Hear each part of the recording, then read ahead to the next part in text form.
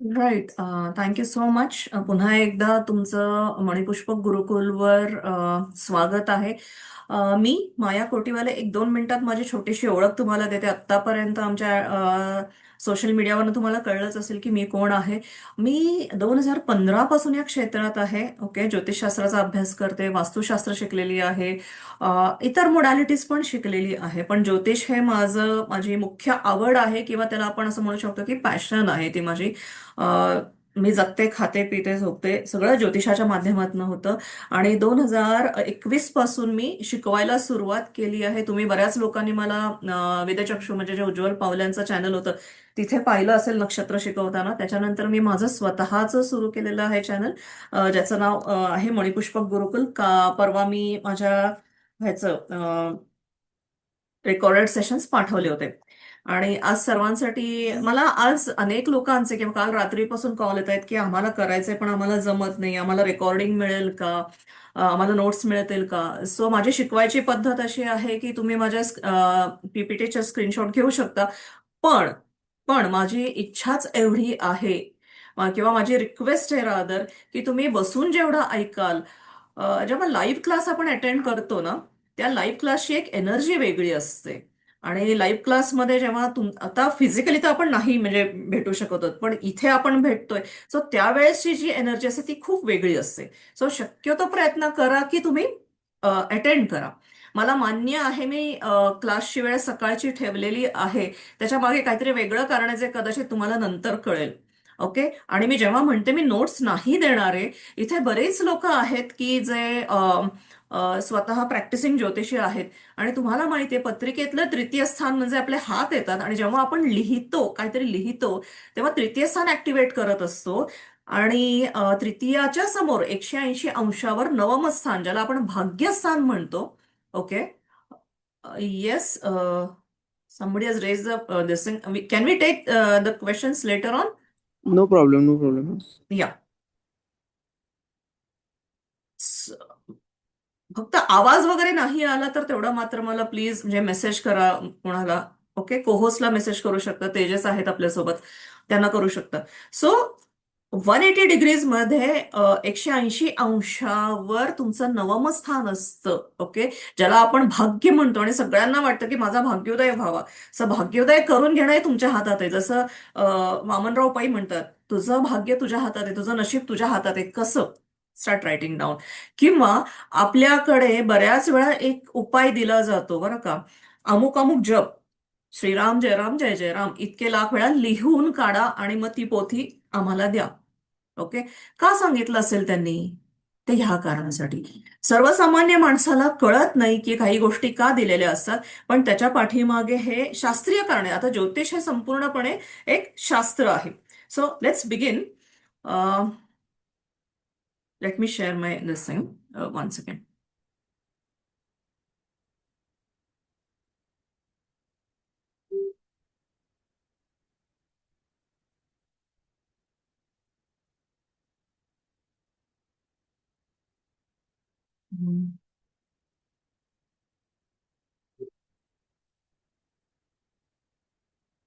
मी ना माझा लॅपटॉप बदललाय, त्यामुळे मला हे थोडं हे होतंय. हा.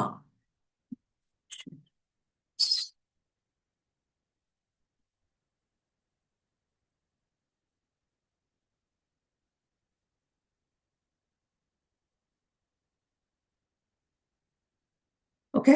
So let's understand.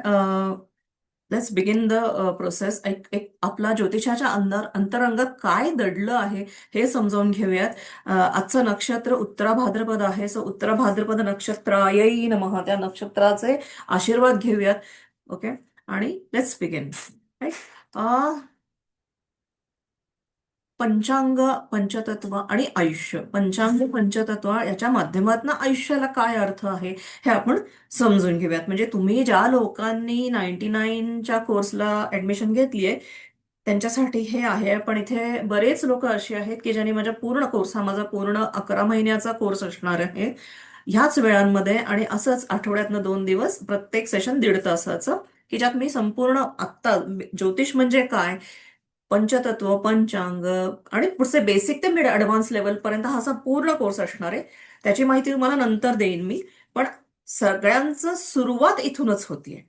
ओके. आणि डोंट वरी की मी तुम्हाला काहीतरी कमी शिकवेन. जे मी माझ्या मेन कोर्सच्या विद्यार्थ्यांना शिकवते तेच तुम्हा सर्वांना शिकायला मिळेल इथे. ओके. आपलं आयुष्य, मानवी आयुष्य ह्या दोन गोष्टींच्या आजूबाजूला खूप रिव्हॉल्व्ह होत असतं. म्हणजे काय, आता संपूर्ण अस्तित्व आपलं पंचतत्वानी बनलेलं आहे, की जे आकाश, जिथे आकाश आहे, वायुतत्व आहे, अग्नी आहे, जल आणि पृथ्वी आहे. सृष्टीची रचना होताना सुरुवातीला आकाश निर्माण झालं, आकाश तत्व निर्माण झालं, आकाशातनं वायुतत्व निर्माण झालं, वायुतत्वातनं उत्पत्ती झाली, अग्नीतनं जलाची उत्पत्ती झाली आणि मग नंतर पृथ्वी, जे ज्या पृथ्वी तलावर बसून आपण आत्ता हे समजावून घेतोय. आपल्या शरीरात आपलं शरीर हे बनलंय इंद्रियांनी. ओके. सो तिथे 5 ज्ञानेंद्रिय आहेत आणि 5 कर्मेंद्रिय आहेत. म्हणजे नासिका आहे, जिव्हा आहे, डोळे आहेत, त्वचा आहे आणि कान आहे. कशासाठी दिलेत बरं? काहीतरी अ, गंध घ्यायला, म्हणजे तन्मात्रांचा अनुभव घ्यायला दिलेला आहे.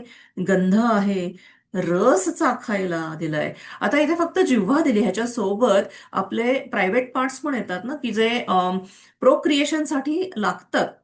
ओके. सो ती जिव्हा येते. रूप जे दिसतंय, नेत्रांना जे दिसतंय ते रूप, त्यासाठी लागणारी तन्मात्रा रूप आहे.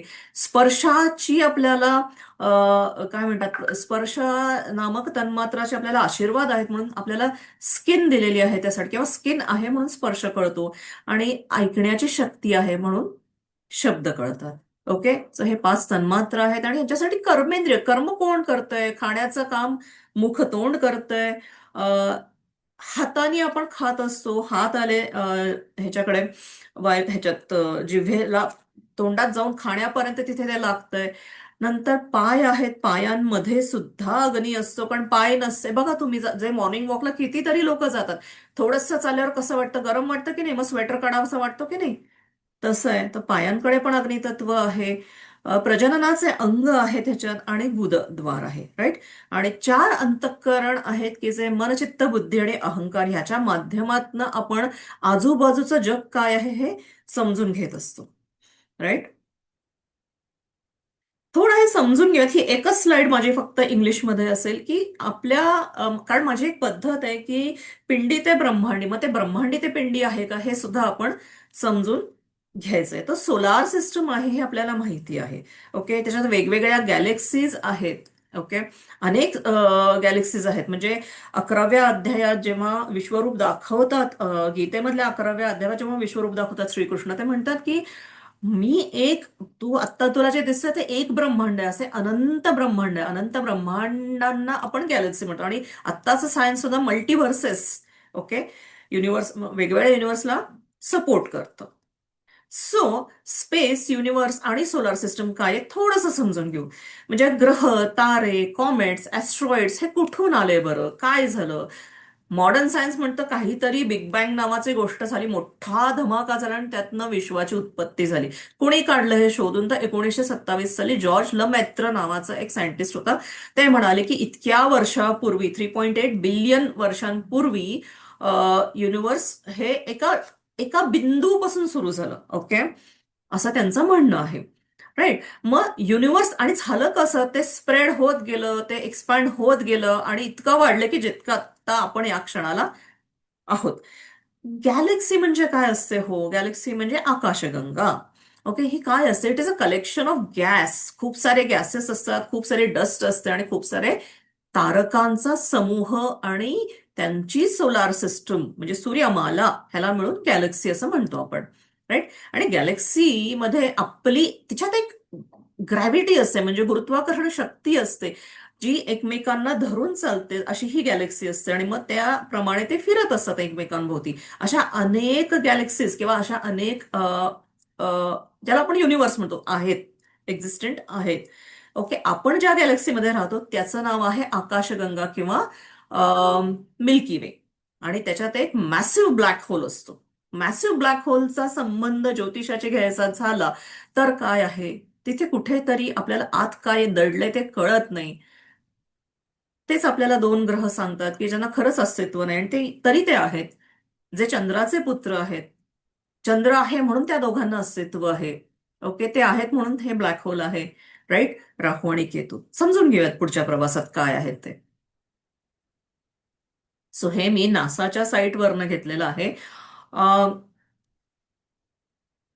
आपण ही एक छोटासा व्हिडिओ तुम्हाला दाखवते, तेवढा बघून घ्या. हा, let me see if I can. दिसतंय? तेजस दिसतंय? Our solar system is one of over 500 known solar नाही ma'am, systems in the स्लाइडच entire दिसतीये. Milky Way galaxy. हे नाही दिसत आहे? The नाही solar नाही, system तो came into slide 1 minute. Cancel करून व्हिडिओ दाखवायला लागेल तुम्हाला. 1 minute. हे जनरली दिसतं हे. ठीक आहे, मी हे नंतर दाखवते मग. सगळ्यात शेवटी बघूयात आपण हे. No problem. मी तुम्हाला नंतर दाखवते. Okay. I thought it seen connect नाही होत ते. ठीक आहे. सो आपलं जी आकाशगंगा आहे ती अशी आहे. इकडे म्हणजे ग्रहमाला अशी आहे. हा सूर्य आहे, त्याच्यानंतर बुध आहे, शुक्र आहे, पृथ्वी आहे आणि मंगळ आहे. ही पृथ्वी ज्याच्यावर आपण असतो. ओके. हा ॲस्ट्रॉइड बेल्ट आहे. हे सगळे अंतर्वर्ती ग्रह किंवा इंग्लिशमध्ये यांना टेरेस्ट्रियल प्लॅनेट्स म्हणतात. ओके. आणि ह्याच्यानंतरचे जोवियन किंवा बहिर्वर्ती ग्रह म्हणतात. ओके. गुरु, शनी, युरेनस म्हणजे हर्षल, नेपच्यून आणि प्लुटो पण आहे. पण सायन्स त्याला ग्रह मानत नाहीत, आपण मात्र मानतो. कारण प्लुटोला काही फरक नाही पडत, तुम्ही मला ग्रह माना किंवा नका मानू, मी माझं काम करत राहणार आहे. आणि म्हणूनच मग मोठे मोठे अपघात होणं म्हणा, किंवा जे आत्ता झालंय अहमदाबादचं ते एरोप्लेन क्रॅश, तिथे कुठेतरी प्लुटोचा संबंध आहे. सो त्याला काही फरक नाही पडत, तुम्ही त्याला ग्रह माना किंवा नका मानू. पण हा जो महत्वाचा जो बेल्ट आहे ह्याच्याकडे लक्ष ठेवा. हे म्हणजे जेव्हा मी ग्रह शिकवायला घेईन त्यावेळेस समजावून सांगेन की हा हा बेल्ट जो आहे, एस्ट्रॉइड बेल्ट, हा का महत्वाचा होतो आणि का गुरुग्रह आपल्यासाठी महत्वाचा आहे. आत्ता 2 वाक्यात एवढंच सांगेन की हा जो एस्ट्रॉइड बेल्ट, ह्याच्यात हे छोटे छोटे जे पार्टिकल्स तुम्हाला दिसत ते फार मोठे तुकडे असतात. म्हणजे त्यांची लांबी 100 किलोमीटर इतकं त्यांचं डायमीटर असतो. आणि त्यांचं ते आपल्या पृथ्वीवर येऊन आदळू शकतात, पण ते असे एका पर्टिक्युलर पद्धतीने ह्या रेडियसमध्ये फिरत असतात. कारण गुरुची गुरुत्वाकर्षण शक्ती ह्यांना बांधून ठेवते येते, याच्या पलीकडे ते जाऊन देत नाही. हा एकच कारण आहे की नाही तर हे आपल्या पृथ्वीवर येऊन आदळले असते आणि आपल्याला खूप हानी झाली असती. म्हणून ज्योतिषशास्त्रात किंवा आपल्या हिंदू धर्मामध्ये किंवा आपल्या लाईफस्टाईलमध्ये गुरुला प्रचंड महत्व आहे की तो आपल्या प्रत्येक संकटापासून आपल्याला तो वाचवतो. म्हणून गुरुबळ असणं महत्वाचं आणि म्हणून गुरुला खूप महत्व आहे. ओके. आणि गुरु आणि मंगळामध्ये हा येतो ऍस्ट्रॉइड बेल्ट. एका वाक्यात सांगेन की दिस रिप्रेझेंट्स, जो पत्रिकेत गंडांत येतो ना, तो हा ऍस्ट्रॉइड बेल्ट दाखवतो. ते का ते मी ओव्हर आपल्या ह्याच्यात वेळ मिळाला तर सांगेन, नाही तर तो मेन कोर्समध्ये हे येणार आहे. ओके. ओके. आता आपण इथे आहोत. ओके. हे आपण पृथ्वीवर आहोत आणि हा सूर्य, आणि सूर्याभोवती ऍक्च्युली सगळे फिरत असतात. ओके. सो जेव्हा सूर्याला मध्यावर घेऊन आपण अवकाशाचं जेव्हा अवलोकन करतो, जेव्हा आपण आपल्या कॉस्मॉसचा अभ्यास करतो, तेव्हा त्याला म्हणतात हेलिओसेंट्रिक व्ह्यू. पण आपण काय करतो, आपण पृथ्वीवर उभं राहून या सगळ्या ग्रह ताऱ्यांचं, राशींचं आपण निरीक्षण करतोय. म्हणून ह्याला म्हणतात जिओसेंट्रिक व्ह्यू किंवा भूमध्य स्थिती असं म्हणतो. हे सिम्पल. ओके. म्हणजे त्याच्यात काय म्हणले की पृथ्वी स्थिर आहे आणि तिच्या भोवती सूर्य आणि चंद्र हे सगळेच फिरत आहेत. चंद्र हा काही ग्रह नाहीये. ओके. तो पृथ्वीचा उपग्रह आहे, पण तरी सुद्धा हा बघा, त्याला ग्रहाचा एक स्थान दिलं गेलेलं आहे. किंवा सूर्य हा सुद्धा ग्रह नाहीये, तो तारा आहे, पण त्याला ग्रह मानलं आहे. सो दॅट आपण आपल्या अभ्यासासाठी त्याला ही उपाधी दिलेली आहे. अदरवाईज सायंटिफिकली हे दोन्हीही ग्रह नाहीयेत.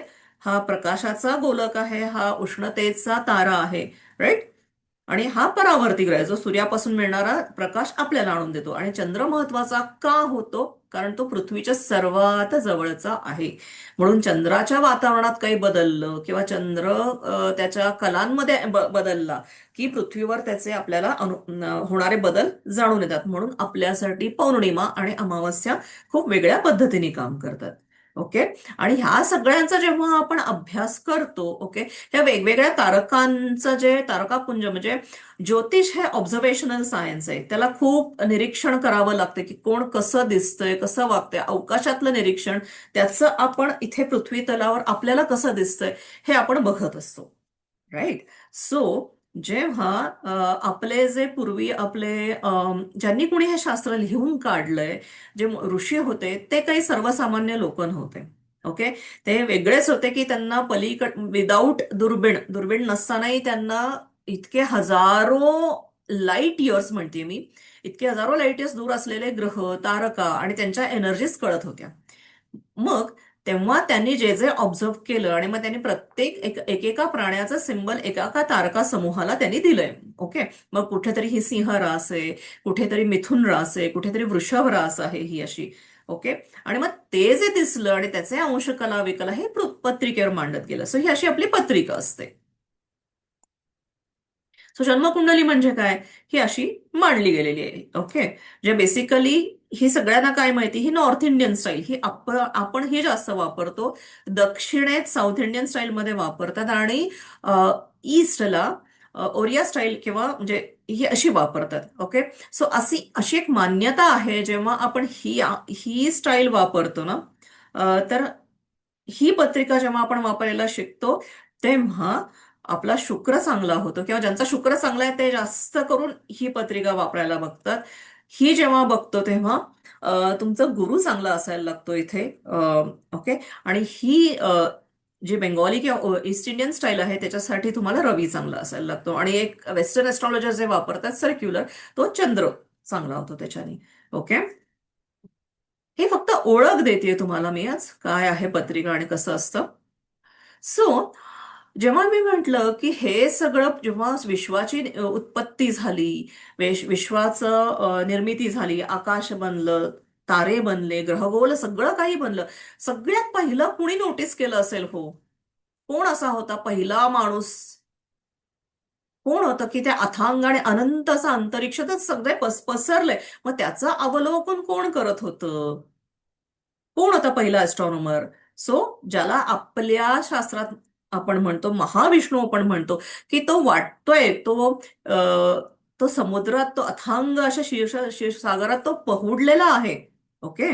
तो कॉस्मिक ओशन मध्ये तो झोपलाय, तो त्याची निद्रा आहे का? नाही. तो जागृत आहे. त्याची माया संपूर्ण विश्वावर कंट्रोल करते. ओके. पण तो जागृत आहे आणि तिथून तो अवलोकन करतोय. म्हणून ज्योतिषशास्त्राला एक आपल्याला म्हणतो की एक कुंडली जी सुरू होते मेष राशीपासून, त्याला आपण म्हणतो कालपुरुषाची कुंडली किंवा विष्णूची कुंडली. ओके. सो बेसिकली ज्योतिषाचा उगम कुठून झाला? ओके. आपल्याला माहितीये की चार वेद आहेत.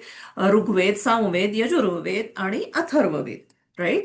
सो वेद म्हणजे काय? आता वेदांचं कार्य काय होतं? का वेदांची उत्पत्ती झाली? जे आधी कुठे लिहिलं नव्हतं, आधी फक्त ते श्रुती आणि स्मृतीच्या माध्यमातून कोणीतरी मग नंतर हळूहळू लिहून काढले आणि ते आपल्यापर्यंत आले. पण वेद निर्मितीचं एकच कारण होतं की जीवनाचा मूलभूत सार त्यात लिहिलेला आहे. जीवन कसं जगायचं याविषयी त्यात अनेक गोष्टी लिहिलेल्या आहेत. म्हणजे वेद हा मानवजातीसाठी निर्माण केलेला सर्वात प्राचीन ज्ञानभंडार आहे ते. ओके. त्याचा उद्देश काय होतो की आपण धर्माच्या मार्गाने, लेट मी क्लिअर हा शब्द, धर्म म्हणजे हिंदू, मुस्लिम, सिख, ख्रिश्चियानिटी नाही. धर्म म्हणजे योग्य पद्धतीने आयुष्य जगणं, त्याला धर्म म्हणतात. जो पत्रिकेतला धर्म त्रिकोण असतो 1, 5, 9, ओके, त्याला अजिबात रिलिजनचा काहीही संबंध नाही. सो धर्माच्या मार्गाने, यज्ञ कर्मांच्या आचरणाने मानवी जीवन सहज आणि सुलभ बनवायचं, संतुलित बनवायचं, बॅलन्स्ड बनवायचं, हा उद्देश होता. वेदातला 6 अंग आहेत. ओके. किंवा वेद समजण्याच्या 6 दृष्टी आहेत, ज्याला शिक्षा, कल्पसूत्र, व्याकरण, निरुक्त, छंद आणि ज्योतिष. सो ज्योतिष हे या षडंग वेदामधला एक पार्ट आहे. जर तुम्ही वेद नावाचा पुरुष बनवला तर त्यातलं काल आणि प्रकाश यांचं विज्ञान देणारं जे आहे ते ज्योतिष आहे. आणि असं म्हणतात की ज्योतिषशास्त्राला त्या वेदपुरुषाचे डोळे म्हणतात. ओके, म्हणून ज्योतिषाला वेदचक्षु असंही म्हणतात. सो वेदांची निर्मिती बेसिकली कसं झालं की आयुष्य सोपं आणि सुंदर करायचं. ओके. आणि त्यासाठी मग यज्ञकर्म व्हायचं, मग ते कालावर आधारित आहे. आणि कालाचं हे ज्ञान कसं करायचं, कुठून करायचं, कधी मी यज्ञ करू शकते, कुठल्या ठिकाणी करू शकते, ह्याच्याने मला कुठल्या यज्ञाने काय मिळेल, त्यासाठी मला अवकाशातल्या ग्रहताऱ्यांची ऊर्जा पोषक आहे का, हे सगळं शोधायला ज्योतिषशास्त्र, शोधून काढायला मदत करायला ज्योतिषशास्त्र आपल्याला मदत करत असतं. त्यासाठी याचा अभ्यास आहे.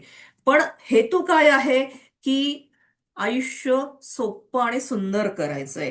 कुठेही म्हटलेलं नाहीये की उद्या काय होईल हे मला शोधायचंय. ओके. कुठेही अजिबात कोणीही म्हटलेलं नाही की मला उद्या काय होईल हे शोधायचंय. मला आत्ता बघायचंय की आत्ता मला हे कार्य करायचंय.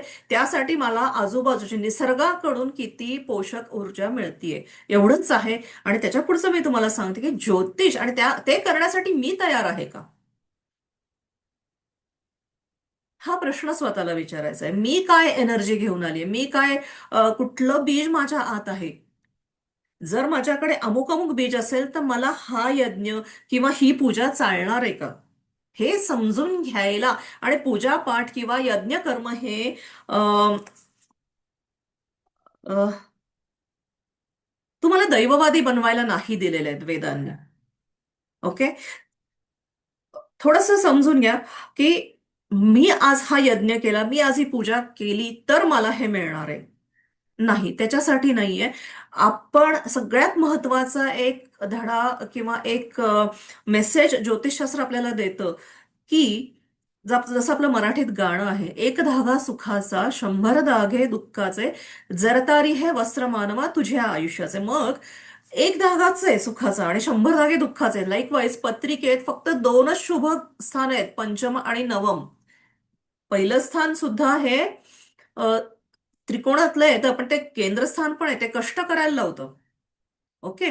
केंद्रस्थानं कष्ट करायला लावतात. आणि उरलेली स्थानं आपल्याला माहितीये, त्रिक स्थानं आहेत, त्रिषडाय स्थानं आहेत, उपचय स्थानं आहेत, ती कष्टानी काहीतरी मिळून देणार आहे. सहज साध्य तुम्हाला काही मिळणार नाहीये. याचा अर्थ काय आहे, आपण इथे इथे जेव्हा आपण मानवी जन्म घेऊन इथे जन्माला आलो, अनेक 84 लक्ष योनींमधनं ह्या आत्म्याचा प्रवास होत होतो. जेव्हा मानवाचा जन्म झालेला आहे, त्याला बुद्धी दिलेली आहे, त्याला इतर पॉवर्स दिलेले आहे, ते कशासाठी, ते शाळेत जाण्यासाठी. म्हणजे आधीचे आत्म्याचे जन्म होते, कुठे किडा मुंगी आहे, कुठे वृक्ष आहे, कुठे काहीतरी आहे. ते म्हणजे एक छोटासा बेबी कसं आपण पाठवत नाही ना त्या बाळाला शाळेत, नुकतंच जन्मले, कुठे वाटेल तिथे शी सू करतं, वाटेल तिथे काही पण करतं. पण जेव्हा ते एका पर्टिक्युलर एजला येत, आता आपण म्हणतो आता तुला शाळेत जायचंय. मग शाळेत जाणं म्हणजे काय, तिथे तुम्हाला काही नियमांचं पालन करायचंय, काही गोष्टी शिकायच्यात. ओके. म्हणून म्हणून जेव्हा आपण हे काम करतोय, आपण जेव्हा इथे आलोय, आपण इथे शाळेत आलोय, आपण काहीतरी धडे शिकायला आलोय, माझ्या आत्म्याला काहीतरी समजून घ्यायचंय, उमजून घ्यायचंय, त्यातनं मला प्रगत व्हायचंय. ओके.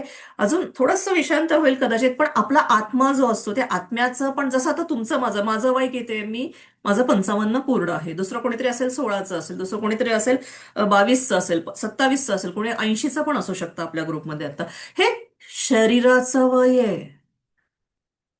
हे जे आकडे आहेत, हे शरीराला मिळालेलं वय आहे.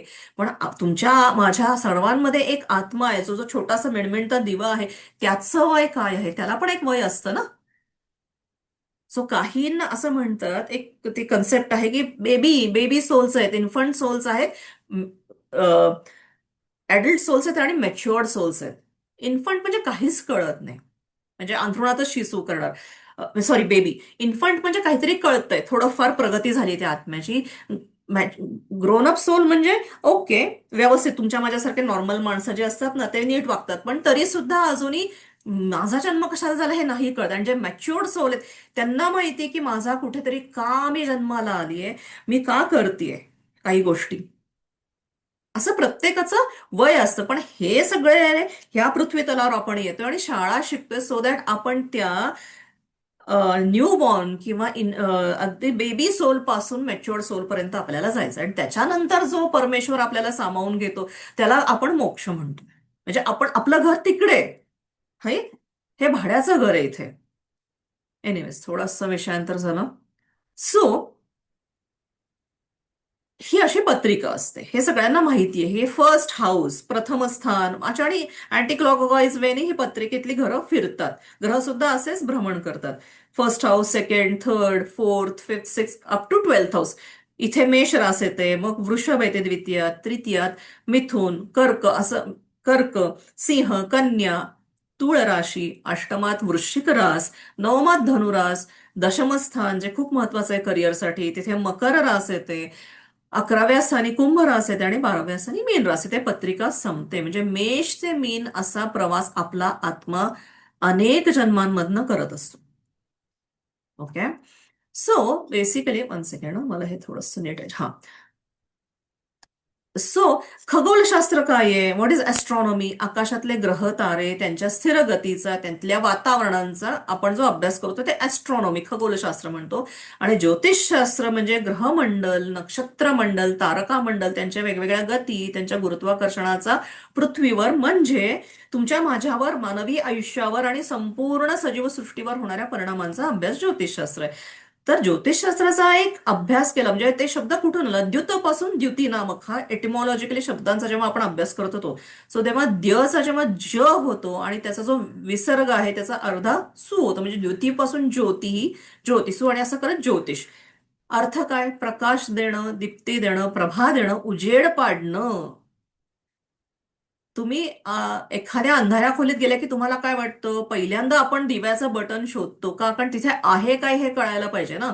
तसं जेव्हा मातेच्या गर्भात एखादा आत्मा येतो तेव्हा तिथे थोडा अंधार आहे, त्याला कळत नाही. पण जेव्हा तो पृथ्वीवर पहिला श्वास घेतो, बाळ जन्माला येतं आणि पहिला श्वास घेतो, तिथून त्याचं श्वासांचं गणित सुरू होतं. पण आजूबाजूला काय चाललंय हे त्याला कळायला पाहिजे. त्यासाठी नेत्र दिलेत, रूप दिले, दृष्टी दिली आहे. सो कळलं की समोर काय हे कळतं, मग मी पुढे काय करू? सो ज्योतिषशास्त्राचंच काम आहे की प्रकाश टाकणं. ध्येय काय आहे? संपूर्ण काळाच्या पटलावर ह्या नक्षत्र मंडलातून जाणाऱ्या तेजोगुलांचं म्हणजे ग्रहांना समजून घेऊन त्याचा उपयोग मी माझ्या सर्वांच्या सर्वांगीण कल्याणासाठी करणं हे ध्येय आहे ज्योतिषशास्त्राचं. ज्योतिषशास्त्र कुठेही म्हणत नाही की उद्या काय होईल हे समजून घेऊ. तो त्याचा एक एक टूल आहे. म्हणजे एक त्याचा त्याचा भाग येतो की ते कळतं. ग्रहांची गती आपण कॅल्क्युलेट करू शकतो आणि इथे प्लॅनिंगसाठी दिले. पण महत्वाचं काय आहे की आधी मी कोण आहे आणि मला त्या बेबी सोल पासून मला मेच्युअर्ड सोल पर्यंत जायला मला काय करायला लागेल, हे खरं म्हणजे अंतिम ध्येय आहे ज्योतिषशास्त्राचं. आणि दोन गोष्टी आपण याच्यातनं अभ्यास करतो, टाइम आणि स्पेस. म्हणजे कालमापन करतो की काळाची क्वालिटी कशी आहे. म्हणजे असं म्हणतो ना, आत्ता माझा खूप छान काळ चालू आहे, मागच्या वर्षी खूपच वाईट काळ गेला, आय एम राईट नाव आत्ता मी खूप हॅपी आहे, दुसरा समोरचा कोणीतरी खूपच दुःखी आहे. काय आहे? खूप आनंदी आहे, आत्ता मी मेडिटेशन करते, हा माझा मेडिटेशन टाइम आहे, आत्ता माझं रिडिंग टाइम आहे. काळाचे हे वेगळे वेगळे रूप आहेत. काळ तोच आहे, पण कोणासाठी तर तो खूप सुंदर आहे, कोणासाठी तर तो कोणीतरी खूप ऍक्सिडेंट मधनं रिकव्हर होतोय, कोणाचा नुकताच ऍक्सिडेंट झालाय, कोणाच्या घरी तरी डेथ झाली, इकडे कोणाकडे जन्म झालाय, आनंद आहे, लग्न झालंय, कुटुंबात वृद्धी होतीये. सो हे जे काळाचे वेगवेगळे रूप आहेत, त्या काळाचं मापन आणि त्या काळाच्या वेगळ्या रूपांचं त्याची क्वालिटी समजून घ्यायचा प्रयत्न आपण ज्योतिषातनं आणि ज्याच्यासाठी आपण पंचांगाचा अभ्यास करणार आहोत. ओके. पंचांगाच्या माध्यमातून पण आपण काळ काय आहे हे समजून घेणार आहोत. त्यासाठी पंचांग आहे. आणि स्पेस म्हणजे काय? की कुठलीही घटना कुठे होऊ शकते. ओके.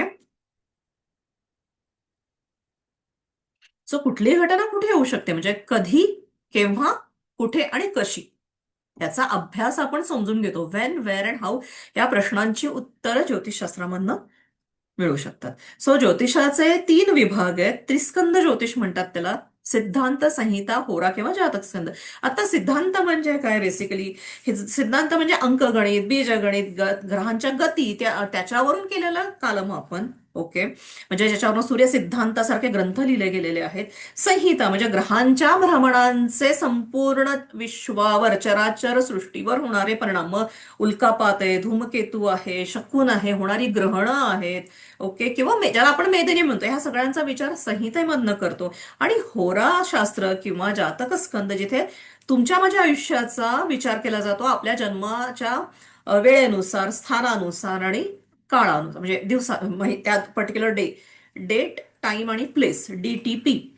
जन्मतारीख, जन्मवेळ, जन्म ठिकाण या तीन घटकांना घेऊन जी पत्रिका मांडून मग त्याच्यातनं जे ग्रहांचं भ्रमण आहे, त्याचा होणारा मानवी आयुष्यावरचा जो अभ्यास आहे किंवा पर्सनल लाईफचा जो अभ्यास आहे, ओके, व्यक्तिगत फलादेशाचा जो अभ्यास आहे, त्याला आपण होरास्कंद असं म्हणतो. हे बऱ्यापैकी लोकांना माहिती असेल तर या 12 राशी आहेत. मेष अग्नितत्वाकडे जाते, वृषभ पृथ्वी तत्वाकडे जाते, राशी स्वामी मंगळ आहे, इकडे शुक्र आहे, हे असं हे राईट. हे तुम्ही स्क्रीनशॉट घेऊन जाऊ शकता पाहत. मग बघा आता मेष, सिंह आणि धनु या अग्नितत्वाच्या राशी आहेत. वृषभ, पृथ्वी, वृषभ, कन्या आणि मकर ह्या पृथ्वी तत्वाच्या आहेत. मिथुन, तुळ आणि कुंभ या वायू तत्वाच्या आहेत. तर जलतत्वाचा कोण आहे? कर्क, वृश्चिक आणि मीन.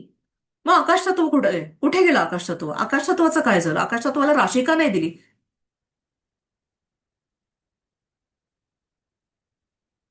पत्रिकेत तर 12 स्थान आहेत, पण आकाश तत्व काय आहे सांगते नंतर. ग्रह आहे आकाश तत्वाचा, गुरु, पण स्थान नाहीये. असं कसं? ओके. पत्रिका अशी दिसते, हे कीवर्ड्स आहेत हा. लग्न, फर्स्ट हाऊस, त्याला लग्न किंवा असेंडंट म्हणतो. सेकंड हाऊस धनस्थान, फॅमिलीचं पण स्थान आहे. तृतीय स्थान भावंड, प्रयत्न, आपले हात इथे येतात. मी मगाशी बोलले ना की लिहून काढा. लिहिल्याने त्याच्या समोरचं 180 अंशावरचं स्थान, नवम स्थान, ऍक्टिव्ह काम करायला लागतं, ऍक्टिव्हेट होतं. म्हणजे कसं आहे, एक एक प्रिन्सिपल आहे जे मी माझ्या गुरूंकडनं शिकले, डॉक्टर अर्जुन पै. ते म्हणतात की जर लग्नाला कुलूप आहे इथे प्रश्नचिन्ह असेल तर त्याचं उत्तर तुम्हाला सप्तमाकडनं मिळतं. करिअरमध्ये प्रॉब्लेम आहे तर त्याचं उत्तर तुम्हाला कुठेतरी चतुर्थातनं मिळतं. ओके, ही हिंट आहे. सो तसं इथे भावंड आहेत, इथले आपले हात आहेत, पराक्रमाचं स्थान आहे, एफर्ट्सचं स्थान आहे. ओके. आणि इथे आपलं सबकॉन्शियस माइंड, अंतर्मन इथे येतं. राईट. इथे सुख आहे, सर्व प्रकारचे सुख. मग आई असणं हेच सर्वात मोठं सुख आहे. डोक्यावर छत असणं हे सर्वात मोठं सुख आहे. आणि मग त्याच्या पुढचे चारचाकी असणं, मालमत्ता असणं, शेती वगैरे असणं, हे हे सगळी सुख इथनं बघतो. हं? पंचमस्थान संतती आहे, माझी संतती, माझं प्रेम, माझी उत्पत्ती, प्रोडक्शन, हे मी आहे. लग्न म्हणजे मी, आणि माझ्यापासून 5वं स्थान हे माझे प्रोडक्शन आहे. हे म्हणजे हे माझं मी आज आणि उद्या, म्हणजे हे फ्युचर झालं. पण मी तरी कुठून आलोय? माझा जन्म कुठून झालाय? तो माझा जन्म इथून झालाय, नवमातनं. इथे माझे वडील आहेत. ओके, मी डायरेक्ट पंचमावरनं नवमात जाते कारण इथे माझे वडील आहेत. वडिलांची संतती मी आहे.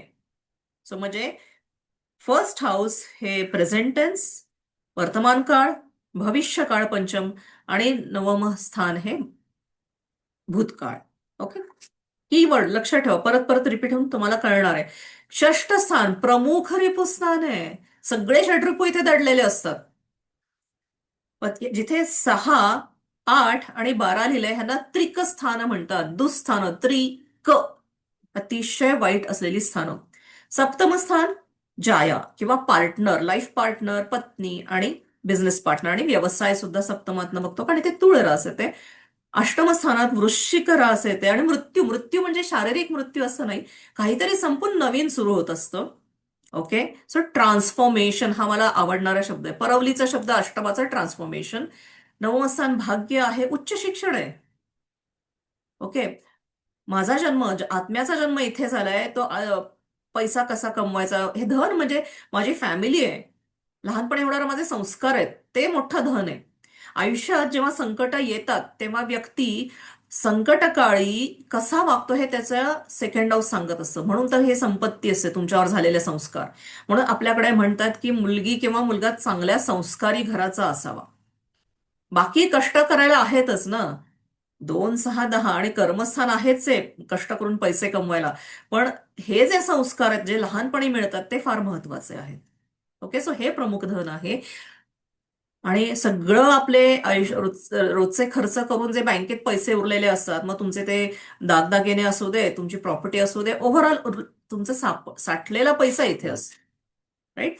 ओके. सो भाग्य आहे, पित्याचा विचार येत नव्हतो. चतुर्थावरनं माता तर नवमावरनं पिता. दशमावरनं माझं कर्म, क्रियामाण कर्म.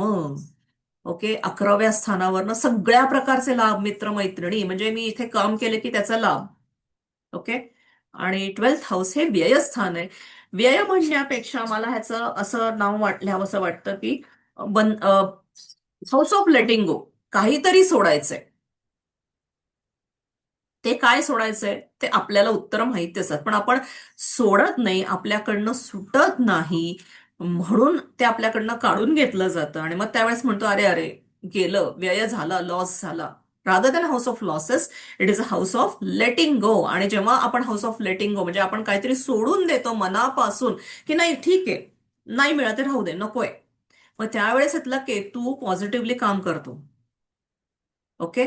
पुढे मी केतूविषयी बोलणार आहे, त्यामुळे आजचं लेक्चर खूप महत्वाचं आहे. सो असा आपला प्रवास असतो. इथे मेष, वृषभ, मिथुन, कर्क, सिंह, कन्या ते शेवटचं मीन, म्हणजे मेष ते मीन असा आपला प्रवास असतो. अ, मी जसं बोललं की ग्रह असे फिरतात, स्थानं अशी, हे ते जशा दिशा दाखवल्यात ना, असे अँटी क्लॉकवाईज वेने फिरतात. हे फक्त तुमच्या माहितीसाठी, कारण एक दोन लोक मला माहिती की त्यांना ज्योतिष काय आहे हेच माहित नाहीये. ओके.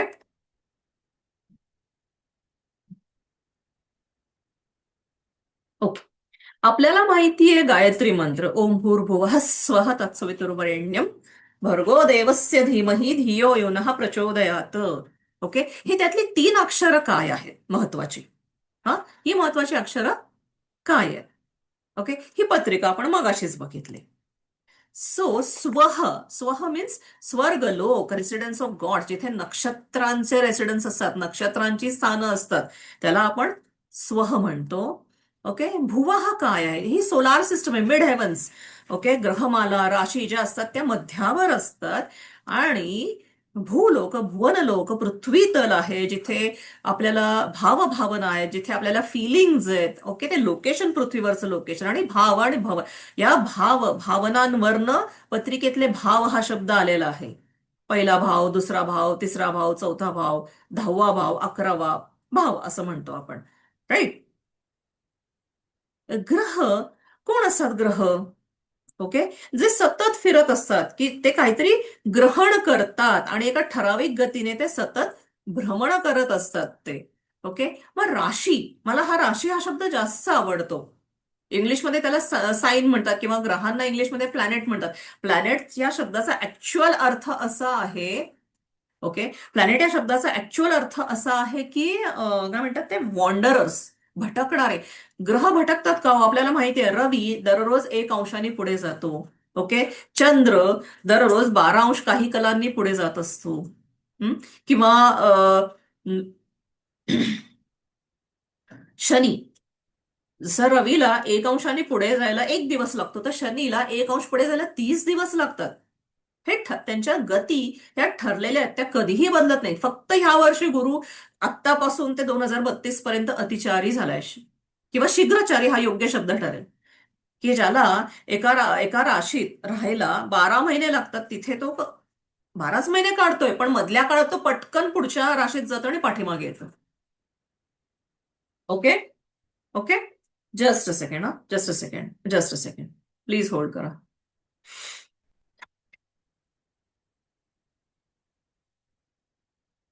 हा. सो कर्मांच्या, सॉरी, मला हे तुम्हालाच विचारायचं होतं की इथे राशी या शब्दाचा अर्थ हीप आहे, हीप म्हणजे साठवण आहे, रास रचली आहे कशाची तरी. तो कशाची रास साठली, कशाची रास रचली आहे? तुम्ही मला चॅटबॉक्सवर तुम्ही सांगू शकता, कशाची रास रचली आहे.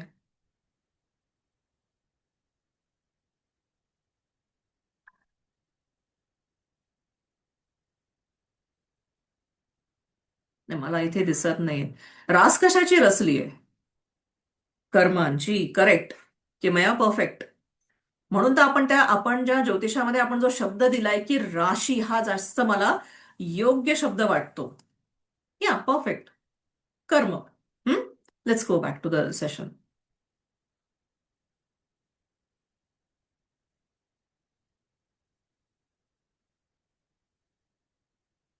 सो कर्मांच्या राशी रचल्या आहेत. मग कर्म कसली आहेत?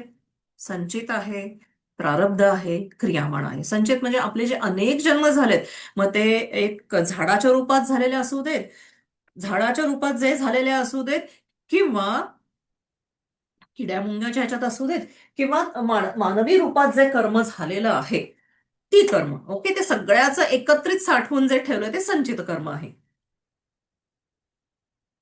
हम्म? नंतर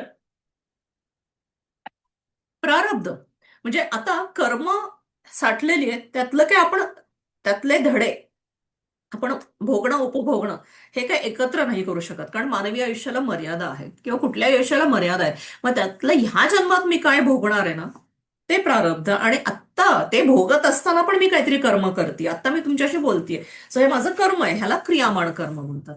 ओके. पत्रिकेत पत्रिकेतलं षष्ठ स्थान तुम्हाला प्रारब्ध दाखवतं, तर दशम हे तुमचं क्रियामाण कर्म आहे. ओके. आणि ओव्हरऑल पत्रिकेतलं संचित काय आहे हे ओळखायला अम, माझ्या अभ्यासानुसार कुठलाही ज्योतिषी नाही तर त्याला द्रष्टे लागतात. जसं अम, महाभारताच्या युद्धात पितामह भीष्म काट्यांच्या त्या गादीवर झोपले होते. आणि त्यावेळेस कृष्ण येतात आणि म्हणतात की पितामह कसे आहात, तर पितामह म्हणतात की काय कृष्ण, मी पितामह भीष्म स्वतः खूप मोठे द्रष्टे होते, मी माझे 100 जन्म मागे जाऊन गेलो, मी कुठलेही वाईट कर्म केले नाही, तरी मला ही शिक्षा का? तर त्यावेळेस श्रीकृष्ण म्हणतात की मी तुम्हाला आणखीन एक जन्म मागे नेतो. म्हणजे ती जी पॉवर आहे कृष्णाकडे, किंवा आपल्या भाषेत बोलायचं असेल तर स्वामी समर्थांकडे, ती जी पॉवर आहे, ती पॉवर लागते संचित कर्म बघायला. आणि हीच एक गोष्ट आहे की आपण म्हणतो की मी 100% प्रिडिक्शन देते, ते कदाचित काय म्हणतात, बाय फ्लूक पण होऊ शकतं. तुम्ही माझ्या म्हणजे मी स्वतःला, एक तर मी ज्योतिषी नाही समजत, मी ऍस्ट्रो काउन्सलर आहे, मी ऍस्ट्रो ट्रान्सलेटर आहे, मला ही भाषा कळते ग्रहांची, ताऱ्यांची, आणि मी तुम्हाला माणसाच्या भाषेमध्ये मी समजून सांगते. मी काउन्सलर आहे, मी ज्योतिषी नाही. ज्योतिषी एकच आहे, परमपिता परमेश्वर. ओके. सो जेव्हा आपण पत्रिका मांडतो, त्यावेळेस 3 गोष्टी महत्वाच्या असतात ना. होरास्कंदासाठी जन्मतारीख, जन्मवेळ, जन्म ठिकाण. जन्मतारीख माहिती असते, जन्मवेळ बऱ्याच वेळा म्हणतात अहो एक 10-15 मिनिटं इकडे तिकडे, 5 मिनिटं इकडे तिकडे. पण तुम्हाला हे माहितीये का, ज्योतिष शास्त्रात आपली जी कुंडली ही दिसते ही एकच कुंडली आणि ही क्षेत्र कुंडली, ही ह्याला डिव्हिजनल चार्ट नंबर 1 म्हणतो आपण, लग्न कुंडली आहे. पण या लग्न कुंडलीच्या आत अजून अनेक कुंडल्या दडलेल्या आहेत. म्हणजे D30, D60 ह्या हायर डिव्हिजनल कुंडल्या आहेत. त्या म्हणजे D60 तर 1.5-2 मिनिटांनी बदलते. त्याच्या पुढच्या ज्या कुंडल्या आहेत त्यांचा मला म्हणजे अभ्यास माझाही नाहीये पूर्ण, पण त्या कुठेतरी 30 सेकंदांनी बदलतात. मग तुम्ही 30 सेकंद कुठे आणि 2 मिनिटं कुठे? मग जर ह्या कुंडल्या बदलणार असतील तर प्रिडिक्शन बदलणार नाही का? ह्या ऍक्सेप्टन्सच्या झोनमधनं जेव्हा आपण अभ्यास करतो आणि एखाद्याला प्रिडिक्शन देतो आणि समोरच्याला पण ते समजून सांगतो, मग ठीक आहे. हा. आणि त्याच्या पलीकडे जाऊन फ्री विल असते. सगळं काही काळ्या दगडावरची रेष नाहीये. ज्या परमेश्वराने सगळं जग निर्माण केलंय, मला माहित नाही, माझी ती पात्रता नाही त्याला हा प्रश्न विचारायचा की तू हे का निर्माण केलं, पण त्यांनी काहीतरी केलंय निर्माण इच्छेने. मग त्याला जर ते भोगायचं, एकोहम बहुस्याम, असं जर त्याला, म्हणजे तो स्वतः अनेक लोकांमधनं वेगवेगळे प्रकार अनुभवून बघतोय, तोच माझ्या हात आहे. आता तो माझ्याशी माझ्या माझ्या तोंडून माया म्हणून बोलतोय, आणि तुमच्या तोंडून कुठेतरी मनीषा म्हणून ऐकत असेल, तुमच्या कानातनं कुठेतरी तेजस म्हणून ऐकत असेल, कुठेतरी निधी म्हणून ऐकत असेल, असेल ना. म्हणजे एक ईश्वरी अंश दुसऱ्या ईश्वरी अंशाला बोलते, पण ते अनुभव वेगळे आहेत आणि त्याला ते अनुभव मिळवायचे असतील. कदाचित ज्या दिवशी त्याचे अनुभव मिळवायचे इच्छा पूर्ण होईल त्या दिवशी संपूर्ण लय होईल. सो ते जाणून घेणं मला माहित नाही. आणि हे सगळं झालं, पृथ्वी तर 18 सेकंद म्हणजे 18 मैल एका सेकंदाला पुढे जात असते. खूप मोठं डिस्टन्स आहे, फास्ट मुव्हिंग येते. मग जोपर्यंत जेव्हा एक बाळ जन्माला येत असतं, तिथे त्या मातेचं आणि त्या बालकाचं जन्माला येणं फार महत्वाचं आहे दॅन ते जन्मवेळ नोंद करणं. ओके. ते महत्वाचं असतं. त्याच्यानंतर अ, बरेच शास्त्रांचे म्हणजे असे वेगवेगळे की बाळ नाळ काटली की तो जन्मवेळ घ्यायची, किंवा बाळाचं डोकं बाहेर दिसलं की जन्मवेळ घ्यायची. मला जर विचाराल तर आपलं आयुष्य आहे हे श्वासांचं गणित आहे. जेव्हा बाळ पहिल्यांदा रडतं म्हणजे काय, श्वास घेतं, श्वास घेतल्याशिवाय रडणं येणार नाही ना, सायन्स आहे, बायोलॉजिकल सायन्स आहे. सो जेव्हा त्याचा पहिला टाहो तो फोडतो, तो जर क्षण नोंदता आला तर ती खरी जन्मवेळ आहे. पण तो नोंद घेऊपर्यंत डॉक्टर्स आणि नर्सेस बाळाला आणि त्याच्या आईला ती सेफ आहे की नाही हे बघण्यात बिझी असतात. त्यामुळे आपल्याला योग्य जन्मवेळ मिळत नाही आणि त्या 18 सेकंद जर सेकंदाला जर पृथ्वी पुढे जात असेल तर सगळी ते मध्ये जर एक मिनिट इकडे तिकडे झालं तरी पृथ्वी किती पुढे गेलेली असेल, तुमचं लॅटिट्यूड लॉन्जिट्यूड किती बदलत असेल, मग कसं 100% भविष्य खरं येईल. आणि ते येऊ नये हीच परमेश्वराची इच्छा आहे. नाही तर आपणच म्हणणार की अहम ब्रह्मस्मी, ते सत्य आहे पण आपण विसरलोय आणि मग आपण तो कंट्रोल हातात घेणार. ते होऊ नये म्हणून हे सगळं सांगायचं कारण काय की जेव्हा इथे बरेच नवशिके आहेत त्यांना सांगते की तुम्ही ह्या हेतूतनं ज्योतिषाकडे बघा की मला 60 ते 70% 80% मॅक्झिमम योग्य प्रेडिक्शन देता येईल. कधी माझा अ, अंदाज बरोबर लागेल, कधी माझा चुकूही शकतो. आणि ओव्हरऑल घड्याळ बंद पडलेले असतात, मागे पुढे झाले, ह्या ह्युमन एरर्स खूप आहेत. हे समजून आपण आपल्याकडे येणाऱ्या जातकांना पण सांगायचं असतं. आणि ह्याच्या पाठीमागचं अजून एक कारण असं आहे की हा बाबा या ज्योतिषाने सांगितलं तर हे असंच होणार नाही ना. तू कर्म केल्याशिवाय काही होणार नाहीये. उपदेश मी इथे बसून देते आत्ता, पण समोरच्याने इथून घ्यायचंय ना, कर्माच्या स्थानात ना, तृतीय स्थान हे उपदेशाचं आहे. मी सांगणारचं काम केलं, तुझं ऐकलंच नाही आणि कर्म तुझ्या पद्धतीने केलं. 3, 6, 10, 11 ही उपचय म्हणजेच फ्री विलची स्थान आहेत. तुम्ही ह्या स्थानावर वापरून जर काम केलं तर मी सांगतेय की बाबा तिकडे जाऊ नको, सत्ता गर्दी आहे, तू दुसऱ्या मार्गाने जा. पण नाही, मी डावीकडेच टर्न घेणार आहे, मला तो रस्ता जास्त आवडतो. जा, अडकून बस. फ्री विल वापरलीये, मग माझं ज्योतिष खरं येणार आहे का? मग हा दोष कोणाचा आहे? आणि परमेश्वराने फ्री विल का केली आहे? जे मी तेच म्हणते, त्याला काहीतरी अजून अनुभव घ्यायच्यात. त्यासाठी पुनर्जन्म हवा ना. काहीतरी चांगली कर्म, चुकीची कर्म केली की ते पुनर्जन्म आहेच आहे. राईट? तो पुनर्जन्म ऍक्टिव्ह राहायला पाहिजे ही त्याची इच्छा आहे. हे ओके, ह्यासाठी त्यांनी हे निर्माण केलं असावं असं मी जे शिकले ते मी तुम्हाला शेअर करते.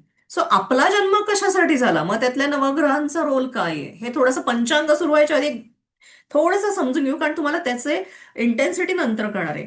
आणि पत्रिकेतली त्रिक स्थानं 6, 8, 12, षष्ठ स्थान, अष्टम स्थान, 12वं स्थान. षष्ठ स्थान म्हणजे तुम्हाला माहित असलेले शत्रू, बेसिकली ते षड्रिपू आहेत. ओके.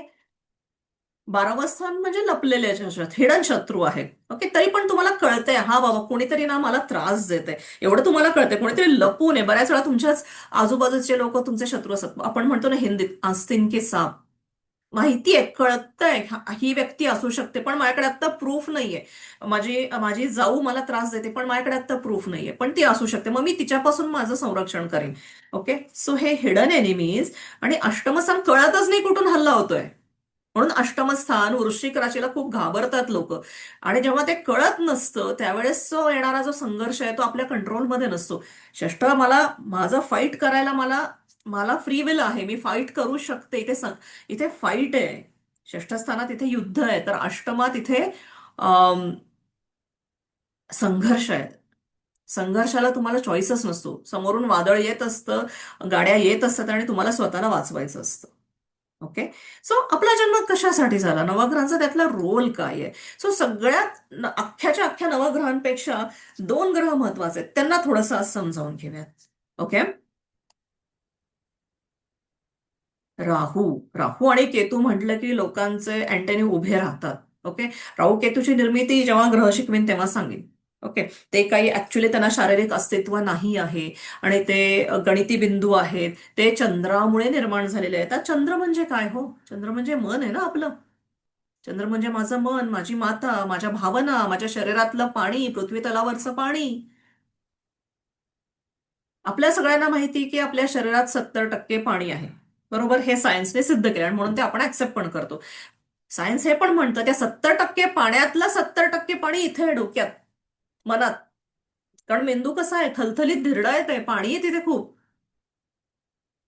म्हणून लग्नस्थान बिघडलं, मेष रास बिघडली, कर्क रास, चंद्राची रास बिघडली, चंद्र बिघडला की सायकोसिस सारखे प्रॉब्लेम समोर येतात, त्रास होतो मनाला. आणि जिथे चंद्र आहे तिथे राहू केतू असणारच आहेत.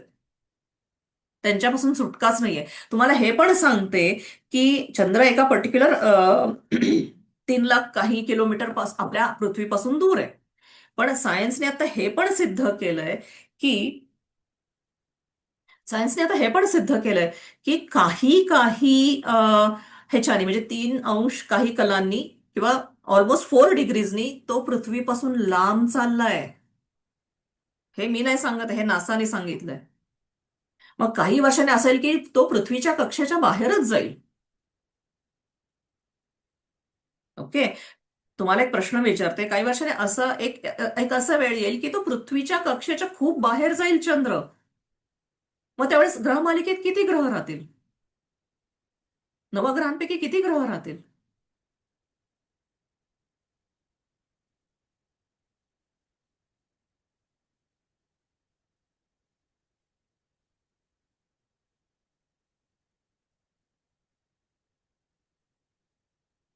चंद्र बाहेर गेला तर 10 कसे राहतील? पृथ्वी कक्षेमधनं बाहेर गेला तर येस किमया, यू आर परफेक्टली राईट.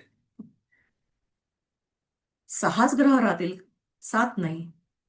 6 ग्रह राहतील का? कारण चंद्रासोबत राहू केतू पण निघून जातील ना. सो 9 मधले 3 गेले की 6च ग्रह राहतील. हे आत्ता नाही, अनेक लाखो वर्षानंतर होणार. त्यावेळेस आपला कुठला जन्म असेल माहित नाही, त्यावेळेस स्थिती काय असेल माहित नाही. पण हे होणार आहे का? हे होणार आहे. मग जेव्हा माझ्या मनाचे हे मनातनी निर्माण केलेले हे जे ग्रह आहेत, ही माझ्या मनाची उत्पत्ती आहे. एक्झॅक्टली. भावनाच राहणार नाहीयेत ना. डिझायरच राहणार नाहीये, इच्छाच राहणार नाहीये. पल्लवी, मग काय करायचं त्यावेळेस? पण आता सुद्धा तुम्हाला आहे. मग राहू वाईट आहे, कालसर्प दोष आहे, किंवा केतू त्रास होतोय, राहूची दशा आहे म्हणून मी गोमेद घालते, मी अमुक कालसर्प शांती करून दे. गरज आहे का? त्या काही चुकीच्या आहेत असं नाही म्हणत आहे मी. हे सगळं करायची गरज आहे का? हा प्रश्न स्वतःला विचारायचा. त्याच्या आधी जे तुकाराम महाराज म्हणाले की मन करा रे प्रसन्न सर्व सिद्धींचे कारण, मी माझ्या मनावर जर कंट्रोल करायचा प्रयत्न केला आणि मग सोबत गोमेद वापरला, लसण्या वापरला तर ठीक आहे. कारण हे बघा, आपल्या जेवण हे प्रमुख अन्न आहे. जेवणात जर योग्य प्रकारचं आपण भाज्या नाही खाते, आपण नुसतीच पोळी खातोय किंवा खूप जास्त गोड खातोय, संपूर्ण पोषक अन्न जेव्हा घेत नाही तेव्हा आपल्याला मल्टीव्हिटॅमिन्सचा सपोर्ट लागतो. आणि म्हणून मग आपण मल्टीव्हिटॅमिन्स घेतो. तसं तसं जेव्हा मी माझ्या आयुष्यात माझ्या मनावर कंट्रोल ठेवून मी माझ्या पतंजली सूत्रमध्ये सांगितलेल्या यमनियमांचं पालन करून जेव्हा मी वागते, त्यावेळेस कदाचित मला या सगळ्या सपोर्ट सिस्टमची गरज नाही लागणार आहे. पण आत्ता ठीक आहे, मला माहित नव्हतं, मी अज्ञानी आहे. मग मी जोपर्यंत मी माझ्या मनावर माझं मन बॅलन्स करते, तोपर्यंत मला ह्यांची गरज आहे. त्याच्यानंतर मीच लसणे आहे आणि मीच गोमेद आहे. त्या लेवलला जाणं अपेक्षित आहे. Okay. Let's go back. Eclipse कशा होतील चंद्रच नसेल तर? पण तो पुढचा प्रश्न आहे. एक्लिप्स होणं म्हणजे काय आहे? ग्रहण केलंय, ग्रहणाचं महत्व काय आहे? ग्रहणाचं महत्व हेच आहे ना की तो एक क्षण जिथे तुमच्या ल्युमिनरीजना जे प्रकाश देत आहेत त्या ग्रहांना जेव्हा ग्रहण लागलं जातं. ओके. या ग्रहांना जेव्हा ग्रहण लागलं जातं त्यावेळेस तो एक मोमेंट असतो, तो एक काळ असतो की जिथे आपल्याला सांगितलेलं आहे की थोडंसं थांबा, रिफ्लेक्ट करा, आतमध्ये वळून बघा. रवीला ग्रहण लागतंय, आत्म्याला ग्रहण लागतंय. आत्माकारक रवी आणि चंद्र मनकारक आहे, मनाला ग्रहण लागतंय. सो का ग्रहण लावलं गेलंय? त्यांना मजा येते का? मला एक सांगा, राहू केतूची निर्मितीची आपल्याला स्टोरी माहिती आहे. समुद्र मंथनातनं तो स्वरभानू गेला, त्याला कळलं आपल्याला फसवलं जात आहे म्हणून तो जिथे अमृताचं वाटप केलं जात होतं तिथे तो रूप पालटून गेला. महाविष्णू मोहिनी रूपात का असेना महाविष्णू अमृताचं वाटप करत होते. तुम्हाला असं वाटतंय त्यांना कळलं नसेल की हे राहू केतू आहेत? तरी त्यांनी राहुकेतूची उत्पत्ती होऊन दिली. आणि मग जेव्हा राहूच्या तोंडात तो एक अंश गेला अमृताचा, मग त्याचा शिरच्छेद झाला का? कारण मी आता म्हटलं की त्याला एकोहोम बहुस्यम, त्याला कदाचित अजून अनेक अनुभव घ्यायचे आणि त्याला कदाचित अजून आणखीन निर्मिती करायची, आणि त्या निर्मितीसाठी हे 2 ग्रह लागतात. एस्पेशली राहू. राहू काय आहे? डिझायर्स, इच्छांचा कारक आहे की नाही? त्यालाच आपण समजून घेणार आहोत आता पुढच्या स्लाइडमध्ये.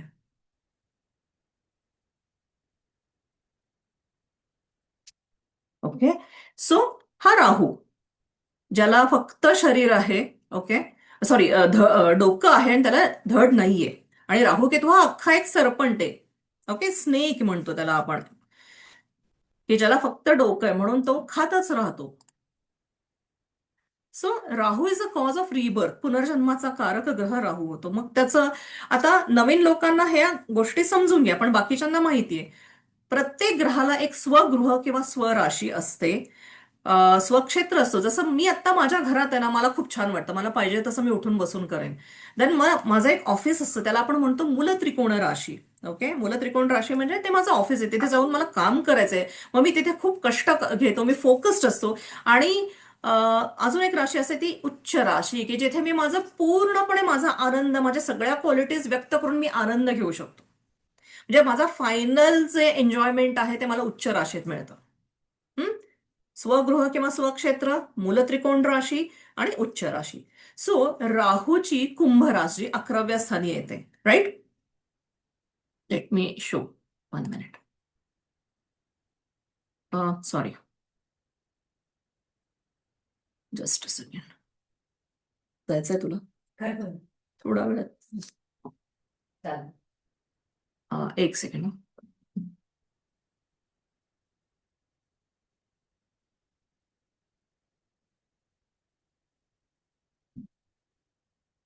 ही जी आहे, हे राहूचं स्थान आहे, कुंभरास. ओके, स्वरास आहे. नंतर हे जे आहे, हे त्याचं मूलत्रिकोण राशी कन्या. ओके, आणि हे, let me choose another colour. Okay, हे जे आहे हे त्याचे उच्च रास आहे, मिथुन. ओके, 3, 6, 11, बघा ही उपचय स्थानं पण आहेत राहूकडे. सो सो आता ह्या स्थानांमध्ये काय, आता स्वगृही म्हणजे, आता दिस इज द प्लेस, 11वं स्थान जे कुंभरास आहे, आणि याचा तो कोलॉर्ड आहे, म्हणजे एक शनी तर आहे पण कोलॉर्ड म्हणजे दुसरा लॉर्ड आहे राहू. ओके, इथे काय आहे, की तुमच्या सगळ्या इच्छांचं स्थान आहे, म्हणून तर ह्याला लाभ म्हणतात. इच्छांची पूर्ती होणं हे 11व्या स्थानावर मधनं बघतो. जन्माला येणं हीच इच्छा राहूने दिलेली आहे तुम्हाला. म्हणून तर आपण म्हणतो ना, मृत्यूसमयी आपण लक्ष कुठे ठेवायचंय? आपल्या आत असणाऱ्या त्या अंतरात्म्यामधल्या रामाकडे. पण होतं का, समोर कोणीतरी दिसतंय, अगं चहा देते का जाता जाता, किंवा मला समोर ते बाळ खेळतंय बघ, साडी फाडेल, सू करेल, एक्सेट्रा एक्सेट्रा. तिथे लक्ष असतं आणि तिथेच काळ पुरुष येतो आणि तो घेऊन जातो आपल्याला. आणि त्या इच्छेत ती वासना राहते आणि पुढचा जन्म होतो. सो इथनं ती इच्छा निर्माण होते. जे स्वरशास्त्र म्हणजे जे मंत्रशास्त्र आहे, त्यात असं सांगितलं गेलं की फिजिकल एक्झिस्टन्स घ्यायला जो साऊंड आहे, ओके, फिजिकली जन्म, कुठल्याही गोष्टीचा जन्म घेण्यासाठी जे अनेक स्वर आहेत त्यातला एक स्वर आहे की क. ओके, कलियुगातला क, कालीमातेमधला क, तो क, हा पहिला क इथे आहे. इथे राहूने जन्म घेतलाय आणि तो ऑफिस मध्ये आलाय, आता त्याच्या मूलत्रिकोण राशीत आलाय, तो काम करणार आहे. पण हे काय आहे, पत्रिकेतलं षष्ठ स्थान आहे, षड्रिपू आहे तिथे. माझे सगळे षड्रिपू इथे त्या पत्रिकेत. मद मोह मत्सर्य ग्रीड आहे, लस्ट आहे, लालसा आहे, मोह आहे. ते वेस्टर्न ह्याच्यात म्हणतात ना, बायबलमध्ये लिहिलंय की त्यांनी एक ऍडम आणि ईव निर्माण केला, आणि त्यांनी एक ऍपल निर्माण केला, आणि तिथे एक साप निर्माण केला. तो हा राहू आहे. षष्ठात ही कन्या आहे, वर्जिन आहे, तिचं लग्न नाही झालं, ती निरागस कन्या आहे. पण तिला म्हणतो, राहू म्हणतो, खा ग ते ऍपल, खा ना, खा खा खा. आणि ती खाते, कारण तिला कळतच नाही, ती खाते. आता कन्या म्हणजे, आता तुम्ही म्हणाल की म्हणजे मुलगा मुलगी नाही हो, कन्या म्हणजे शरीरातलं किंवा आत्म्याचा निरागसपणा. आपल्याला कळत नाही आणि आपण तितकं पटकन ते राहूनी दाखवलेलं कितकं सुंदर आहे ते सफरचंद, आपण खाऊन टाकतो. झालं, राहुला तेच पाहिजे होतं, तो त्याच्या ऑफिसमध्ये बसून काम करतोय. आणि असं करता करता ही कन्येला ते ऍपल इतकं आवडतं, इतकं आवडतं की ती खातच राहते. प्लीज अंडरस्टँड, कन्या म्हणजे स्त्री किंवा पुरुष नाही, आता मी आत्म्याच्या ह्याच्यातनं बोलते. ते खातच राहतो, खातच राहतो, आणि शेवटी त्या कन्येला सवय लागते की मला रोजच पाहिजे. झालं, तुम्ही गेल्या राहूच्या चंगुलमध्ये फसला, तो म्हणतो अब आ गए तुम मेरे कंट्रोल में. आता तुम्ही फसला माझ्या जाळ्यात, तुम्ही जन्म घेत राहणार आहात. हे त्याचं उच्च रास आहे. मिथुन रास तृतीयाचं अष्टम येते. बघा इथनं हिडन शत्रू कळतच नाही. आणि भावात भावमच्या प्रिन्सिपलनुसार कुठल्याही भावापासून तितका भाव त्याच्या कारकत्वांची पूर्तता करतो. म्हणजे अष्टमाच्या अष्टमात पूर्तता काय झाली, न कळता कुठून तरी संकट आलं आणि मी त्याला फसले. मग त्या कन्येचं काय होतं, ती वेश्या होते आणि राहूला तेच पाहिजे. म्हणजे काय झाले, हा पहिला क, हा दुसरा क आणि हा तिसरा क. इथे दिसत नाही पण तू इथे येऊन मॅनिफेस्ट होतोय क. म्हणून आपण काय झाले हे, काय झाले, तीन क, क, क, क, त्रिक. कळलं कुठून आला त्रिक शब्द. त्रिक, त्रिक स्थान अशी आली आहेत, त्याच्या पाठीमागे राहूची एनर्जी आहे. आणि म्हणून आपण अडकतो त्रिक त्रिक. आणि ही जी एनर्जी आहे, ही ज्या चुका आहेत, ह्या डिझायर आहेत, ह्याला जाळायला, या क ला जाळायला मग काय लागतं, रमबीज लागतं. अग्नितत्व आहे ना रमबीजामध्ये. मग रमबीज लागतं आणि त्याला मातृबीज जोडलं, क्रीम, करईम, क्रीम. म्हणून आपण म्हणजे काली माता लागते तिथे मदत लागते, की मला ह्या इच्छांवर काम करायचंय, मला या चुकांवर काम करायचंय, मला या इच्छा सोडून द्यायच्यात. म्हणून क्रिम, क्रिम, क्रिम, कालिका स्वाहा. ओके. हे हे हे हे हे असं आहे म्हणजे. राईट. सो आपल्याला हे माहिती की इच्छा निर्माण झाली आहे, त्याला वर जायला ती वर पण जाते. म्हणजे अग्नी हा ऊर्ध्वगामी आहे, म्हणून रम बीज घेतो जाळायला. पण ते जर मला सोडायचं असेल तर दुसरं पण बीज आहे, लम बीज, पृथ्वी तत्वाचं. मी ते पण वापरू शकते. क, ल, इम, climb, climb, climb, climb, climb, Krishna climb. राहू हा अमावस्या, राहूकडे दोन तिथी जातात, अष्टमी आणि अमावस्या. ओके. सो अमावस्या जे एक पूर्ण अंधार आहे, राईट. पण अष्टमीमध्ये तसं नाहीये ना. मग अष्टमी ही तिथी कृष्णाकडे पण जाते, त्याची देवता कृष्ण आहे. मग मी Klim, Krishna Klim, Krishna please cleanse my life. का लम बीज काय सांगतंय, जे पृथ्वी तत्वाचं आहे ते सांगतंय की मला माझं आयुष्य स्वच्छ करायचंय, सुधारायचंय, म्हणा त्यासाठी मला क्षमा मागायची आहे, मला फॉरगिव्हनेस हवंय. असं ते पृथ्वी तत्व वापरायचंय. ह्याला थोडंसं समजून घ्यावं लागतं, असं का म्हणतो आपण. Right. Now let's understand Ketu. Okay. म्हणजे बेगिंग फॉर फॉरगिव्हनेस. माझं असं म्हणणं आहे की माणसाला भीक मागायला सवय, sorry don't mind my word, पण मला माणसाला भीक मागायची सवय जन्मल्यापासून आहे. जन्मल्यापासून ते बाळ रडतं, आई मला जवळ घे, आई मला दूध दे, आई मी ओला झालोय, माझा ओला कपडा काढ. म्हणून तर म्हणते, इंग्लिशमध्ये म्हण आहे की a crying baby gets a milk. मग हाच आपला स्थायी स्वभाव घेऊन परमेश्वराला साक्ष ठेवून जेव्हा आपण म्हणतो की परमेश्वरा मला क्षमा कर, मिळणार आहे की नाही. मागत नाही, मागायचा चॉईस असतो आपल्याकडे. One second. ओके. सो मिथुन रास, कन्या रास, कुंभ रास हे झाल्या राहूच्या. ओके. राहूचा काउंटर पार्ट पण आहे ना केतू, कारण राहू केतू हे एकच आहे, अख्खं शरीर आहे ते, एक डोकं एक शरीर आहे. ओके. सो हा केतू आहे, ह्याला डोकंच नाहीये. So Ketu is a significator of emancipation, म्हणजे मुक्तीकडे नेणारा. पण क्षमा याचना ते मुक्तीचा प्रवास करायला लावणार आहे. हा हा डायरेक्ट मुक्ती देत नाही, तो फक्त दाखवतोय कसं जायचंय. राईट. सो काय आहे याचं स्वगृह कुठलं आहे, वृश्चिक, हाऊस ऑफ ट्रान्सफॉर्मेशन. ओके. मूल त्रिकोण रास कुठली आहे, मीन आहे. आणि उच्च रास कुठली, ही धनु आहे. ओके. आता काय आहे केतू, वृश्चिक राशीचा कोलॉर्ड आहे. आता अष्टमस्थान म्हणजे काय, इथे चुका आहेत आपल्या, अंधार आहे, निजदोष आहे, स्वतःची चूक, पहिली चूक. आणि काय आहे हो अष्टमस्थान, नवमाच्या पाठीमागचं स्थान आहे. इथे उच्च ज्ञान आहे, इथे दैवाचं स्थान आहे, इथे परमेश्वर आहे. आणि त्याचा व्यय झाल्यावर काय उरतं इथे? अहम ब्रह्मस्मी फक्त माहितीये, पण मी त्या जागरूकतेत, त्या अवेअरनेसमध्ये, त्या सजगतेमध्ये राहून मी जगतीये का? नाही जगत आहे ना मी. माझ्यात माझा राम आहे, तुमच्यात तुमचा राम आहे. मी जसं वागते ते तुमच्या रामाकडे माझं बिहेवियर आहे. मग तुम्ही जसं वागता ते माझ्या रामाकडचं बिहेवियर आहे. ह्या जागरूकतेमध्ये, ह्या सजगतेमध्ये आपण किती वेळ राहतो? आपण नाही राहत. हीच पहिली चूक आहे. म्हणून केतू हा चुकांचा कारक आहे. निजदोष आहे. जेव्हा माणसाचं मन ह्या अवेअरनेसमध्ये जातं, मग त्याला फार खलील वाटतं, खजील वाटतं, आणि म्हणून चंद्र इथे जायला घाबरतो. म्हणून चंद्र वृश्चिकेत नीचीचा होतो. त्याला आवडत नाही ना हे अवेअरनेस मध्ये राहणं. कारण तो इतका चंचल आहे. तो कुठे म्हणतो अरे नाही नाही नाही, मला दुसरीकडे पण जायचंय. आज ही रोहिणी झाली, आता मला जायचंय पुढच्या नक्षत्राकडे.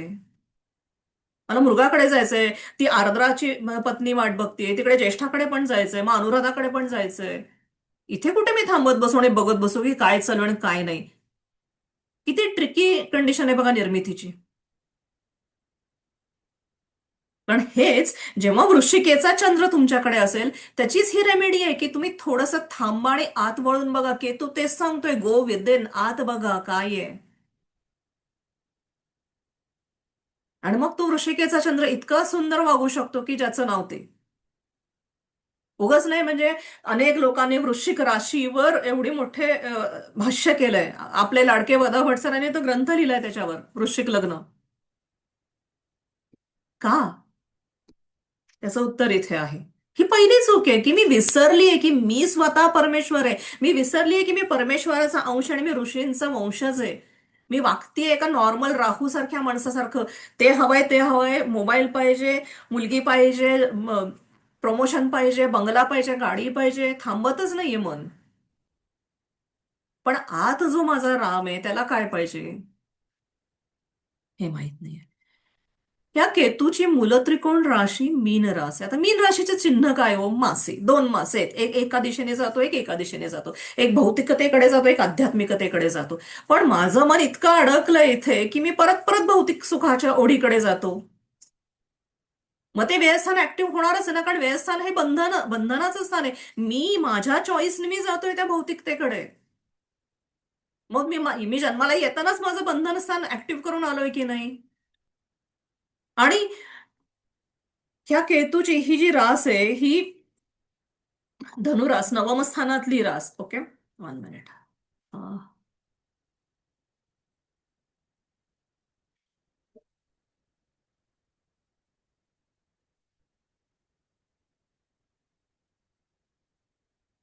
ही केतूचं उच्च स्थान आहे. जिथे धर्म आहे, हायर नॉलेज आहे, उच्च शिक्षण आहे, जिथे पिता आहे आणि खूप काही आहे म्हणजे. राईट. पण इथे काय आहे? इथे अष्टम. ओके.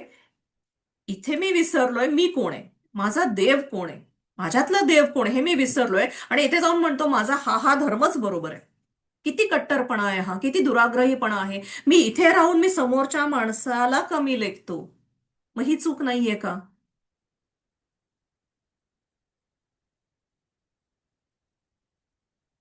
त्याला इंग्लिशमध्ये डॉगमा म्हणतात. करेक्ट. सो जेव्हा आपण हे समजून घेतो की मी कशी वागते आणि काय वागते, त्या क्षणी म्हणजे काय म्हणतात ते, एक उदाहरण देते इथे, एक्झाम्पल तुम्हाला. ओके. रामकृष्ण परमहंस कालीमातेचे भक्त होते. ठीक आहे. सो त्यांना पैशांचा मोह अजिबात नव्हता. अजिबात म्हणजे अजिबात नव्हता. त्यांना पैसा म्हटलं की असं वाटायचं की काहीतरी भयानक आहे. ओके. मग विवेकानंद सुरुवातीला त्यांना खूप परीक्षा घ्यायचे. विवेकानंद त्यांना गुरु म्हणून स्वीकारायच्या आधी. मग एकदा ते काय करतात, जेव्हा परमहंस योगानंद झोपलेले असतात ना, तेव्हा तिथे जाऊन ते थोडे पैसे ठेवतात. आणि हे खूप गाढ झोपेत असतात स्वामी परमहंस, सॉरी रामकृष्ण. आणि मग रामकृष्ण जेव्हा जागे होतात तर ते पैसे दिसतात. ते असे ताडकन उडतात, जणू काही हाताखाली विंचू लागलाय. म्हणजे ते म्हणतात की अरे हे कुणी ठेवलंय, हु एस्केप दिस मनी, हे हे रजस आहे, हे हे राक्षस आहे, हे इव्हिल आहे.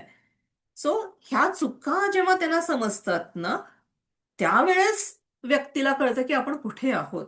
राईट. ही चूक समजणं म्हणजे रॉंग बिलीफ जो आहे ना, हा इथून येतो. ओके. भौतिकतेकडे जाणं जे आहे ते इथून येतं आणि अ, धर्माविषयीच्या संकल्पना त्या इथून येतात.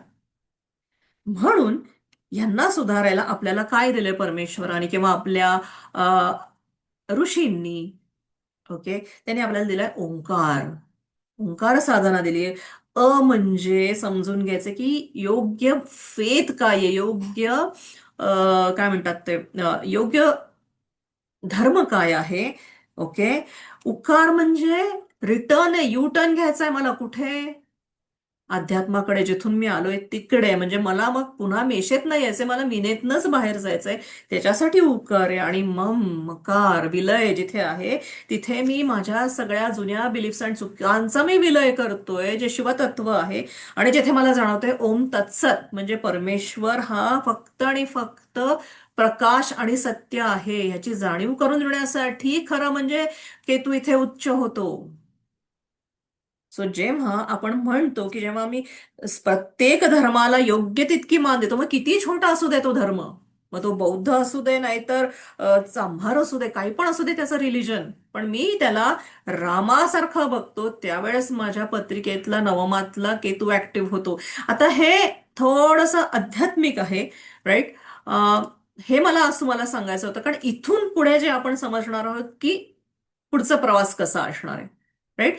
कारण ह्या सगळ्यांवर आधारित पंचांगाची आणि पंचतत्व आणि पंचांगाची हे म्हणजे बेसिस आहे हा त्याच्यासाठी, हे समजून घेणं. ओके. सो आज आपण इथे थांबूयात, ऑलरेडी 12:30 झालेलं आहे. पुढच्या क्लासमध्ये आपण पुढचं सुरू करू. आजचं लेक्चर तुमच्यासाठी मी हे माझ्या युट्यूबच्या चॅनलवर टाकीन, लिंक ग्रुपला येईल. बऱ्याच लोकांना रेकॉर्डिंग हवं होतं. पुढच्यापासून मात्र रेकॉर्डिंग थोडं अवघड आहे देणं, कारण आता आता मी थोडंसं आध्यात्मिक जगाकडे, मेनेचा दुसरा मासा बोलतोय आता, की ₹99 मला खरंच नाही जमत की सगळ्यांना मी रेकॉर्डिंग देऊ शकते. सो आय होप तुम्ही समजू शकाल, क्लास अटेंड करू शकाल. कोणाला प्रश्न असेल तर विचारा. कोणाला वेळेचा प्रश्न येतो, म्हणजे काल एक 2-3 लोकांनी विचारलं की आम्ही थोडे एक्स्ट्रा पैसे देऊ आणि तुम्ही आम्हाला रेकॉर्डिंग द्याल का. सो तुम्हाला असं काही हवं असेल तुम्ही असंही सांगू शकता. Okay. So it's up to you, choice is yours. Okay. So त्याची जर रेकॉर्डेड सगळेच्या सगळे सेशन तुम्हाला रेकॉर्डिंग हवं असेल तर आणखीन ₹900 एक्स्ट्रा द्या. ओके. सगळ्या तुम्हाला 10 दिवसाचं मिळेल. राईट. थँक्यू पल्लवी. सो नाही तर तसं म्हणजे काय चॉईस आहे प्रत्येकाचा. लेट मी नो, मी ग्रुपवर टाकेन तो पोल, कोणाला हवाय रेकॉर्डेड त्यांनी मग मला पर्सनली मेसेज करा. आणि वेळेसाठी आपलं पुढचं लेक्चर 7:30ला ठेवू का 8ला ठेवू, ह्याच्यासाठी पण एक मी पोल टाकेन, तो मला मेसेज द्या. Right. Thank you Archana. Right. So थांबूयात आपण, काही प्रश्न आहेत?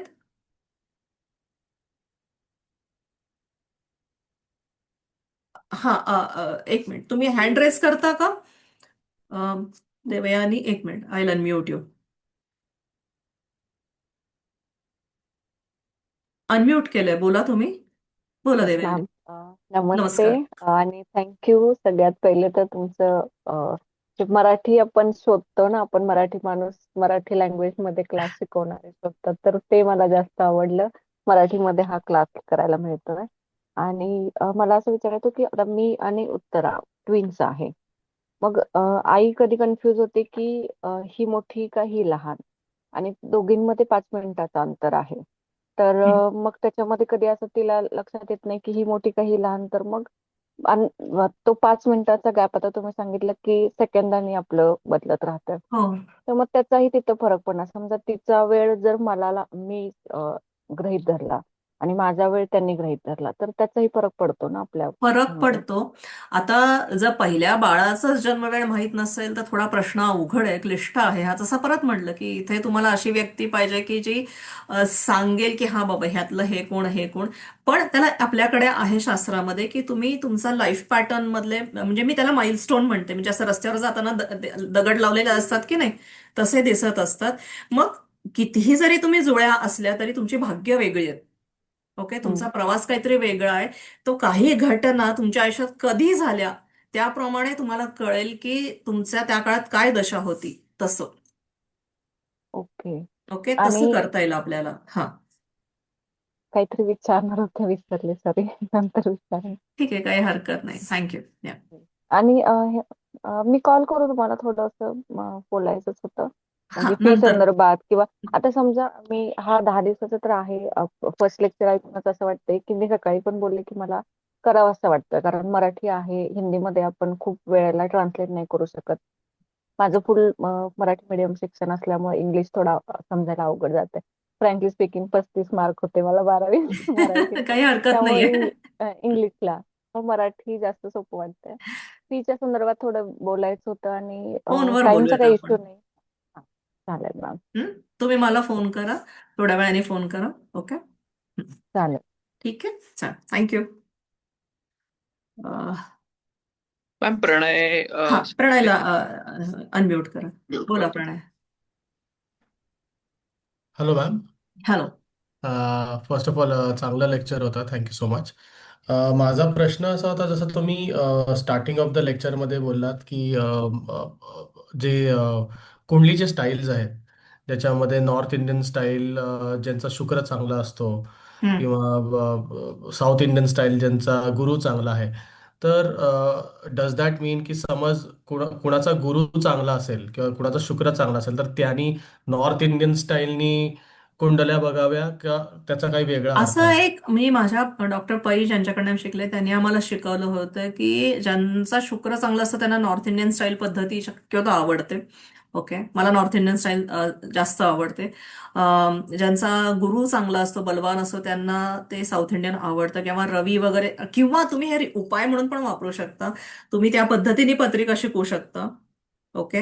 पण आता मी शिकवताना मी नॉर्थ इंडियन स्टाईलने शिकवणार, कारण मला त्याची सवय आहे. पण तसा तुम्ही उपाय बरोबर. म्हणून ती पद्धत वापरू शकता.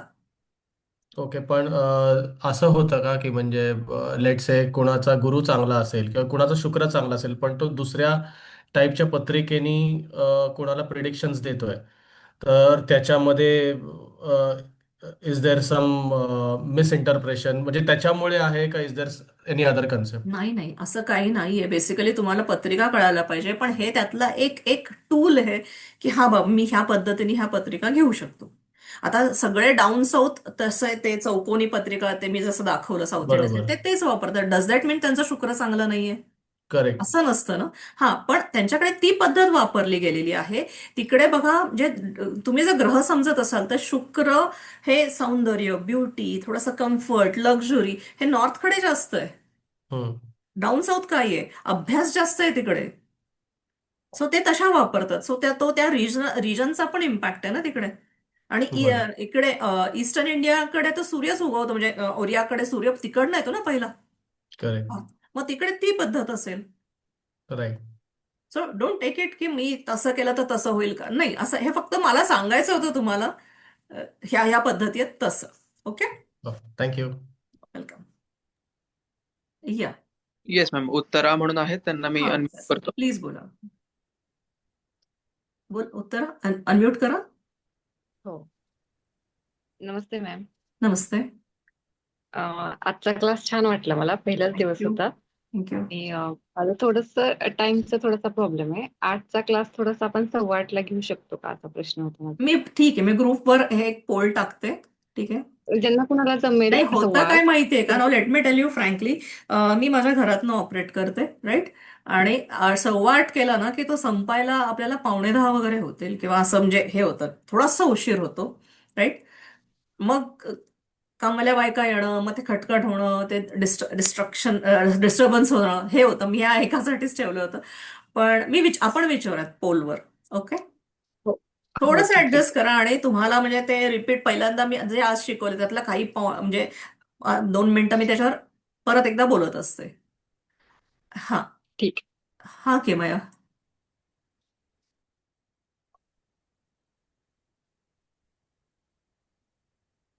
एक मिनिट. हा हा, केलं अनम्यूट हा केलं. हा, केलं ना. हा. नाही, खूपच सुंदर झालं नमस्कार. लेक्चर. पण मी थँक्यू. या फील्डला पूर्ण नवीन आहे, तर लेक्चरला बसायच्या आधी एखाद्या कुठलं बॅकग्राऊंड पुस्तक कुठलं रिफर करून बसलं तर चालेल का? तसं काही सजेस्ट करू शकता का? सगळ्यात कारण तुम्ही बेसिक, खूपच तुम्ही छान खूप आहेत पुस्तकं, खूप पुस्तकं बेसिक तर आहेत. म्हणजे तुम्ही ज्या अँगलने बघताय ना, त्याच्यातून थोडं गो थ्रू करून बसलं की त्या गोष्टी ग्रास्पिंग चांगल्या होतील. आणि तुम्ही रेकॉर्डिंगचं म्हणताय तर आय एम फॉर दॅट. काय म्हणताय तुम्ही? रेकॉर्डिंगचं तुम्ही जे आता म्हणत होतात ना, की हा रेकॉर्डिंग सगळ्यांना आवडतं, तर आय एम फॉर नाही मी दॅट. काय म्हंटल की जे 99 पे करून बसलेत ना आणि त्यांना जर हा रेकॉर्डिंग हवं असेल तर दे नीड टू पे मी 900 अजून एक्स्ट्रा.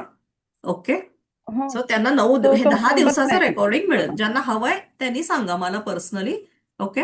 हो, अदरवाईज पण मग जे असं एखाद दुसरं पुस्तक गाईड कराल तर मी ते पण रेफर करू हो देईन, हो हो मी म्हणजे मला पुस्तकं पण मी सांगेन तुम्हाला ठीक आहे. ग्रुपवर. सगळ्यात महत्वाचं म्हणजे बृहत्पराशरी होराशास्त्र. पण ते तुम्ही तेव्हा घ्या जेव्हा तुम्हाला आणखीन सखोल अभ्यास हो करायचा आहे कारण तो हो ग्रंथ आहे. म्हणजे आधी प्रायमरी नाही ते म्हणजे प्रायमरीच जसं. आहे. बृहत्पराशरी होराशास्त्र हे अच्छा. प्रायमरीचं आहे. हे असणं गरजेचं आहे. जसं भगवद्गीता आहे ती ज्योतिषशास्त्रातली. आम्ही ज्याला अच्छा. बीपीचेस म्हणतो पार्ट 1 पार्ट 2 आहे ते. ज्यांना ज्योतिषामध्ये हा. खूप सखोल अभ्यास करायचा ते हवं. फलदीपिका आहे, उत्तर कालामृत. पण हे मोठे मोठे ग्रंथ आहेत. तुम्हाला हा. सुरुवातच करायची असेल तर सगळं एका पुस्तकात असणार मला आत्ता आठवत नाही. खांबेटे सरांची पुस्तकं चांगली आहेत पण त्यांनी असे भाग केलेत. परत ते तसंच आहे की तुम्हाला जर खोलवर जायचं असेल तर तुम्ही त्या पुस्तकं बघा. मराठीमधली सांगते मी. इंग्लिशमध्ये दिनेश हा. हा. माथुर सरांचं आहे चांगलं. इंग्लिशमध्ये अजून बरेच लेखक आहेत. एक प्राश त्रिवेदी आहे त्यांचं एक बेसिकचं पुस्तक आहे पण ते इंग्लिशमध्ये आहे. हा. हा. वदाभट सरांचे आहेत. तुम्ही वदाभट सरांचा मी फोटो टाकते ग्रुपवर. तुम्ही ते पण घेऊ शकता. ते मिळतात. आणि आणखीन एका म्हणजे तुम्हाला पुण्यातल्या लोकांना आहेच किंवा एक सुहास समुद्र म्हणून आहेत त्यांचा नंबर पण टाकते. ते मुंबईवरनं कुरिअर करतात पुस्तकं तुम्हाला हवी ती. ओके. किंवा सुलभ ज्योतिषशास्त्र हे चालेल. सोमनाथचं आहे पण अगेन हा ते ज्यांना पंचांग इन डिटेल अभ्यास करायचा आहे त्यांच्यासाठी सुलभ ज्योतिषशास्त्र बाय दक्रू सोमण त्यांचं आहे. तुम्ही ते अच्छा. वाचू शकता. ओके. चालेल चालेल चल. चालेल. ओके. यू हा आणि आता ज्यांना थँक्यू. जायचंय ते जाऊ शकतात. इथे फक्त प्रीती मॅडमने मला आठवण करून दिली. व्हिडिओ दाखवणार होता. येस मॅम तुम्ही. येस तो दाखवते मी. ज्यांना बाकीच्यांना जायचंय तुम्ही जाऊ शकता. ओके. हो पंचांग घ्या ना. असावं पंचांग कायम आपल्या घरी. ओके. मॅम एक वैभव म्हणून सर आहेत त्यांनी हँड रेज केलाय. आपण क्वेश्चन घेऊयात का? हो घेऊयात ना. येस. वैभव सर तुम्ही अनम्यूट करू शकता. नमस्कार. हॅलो. हा मॅडम, मी तुमचा आवाज कट होतोय वैभव.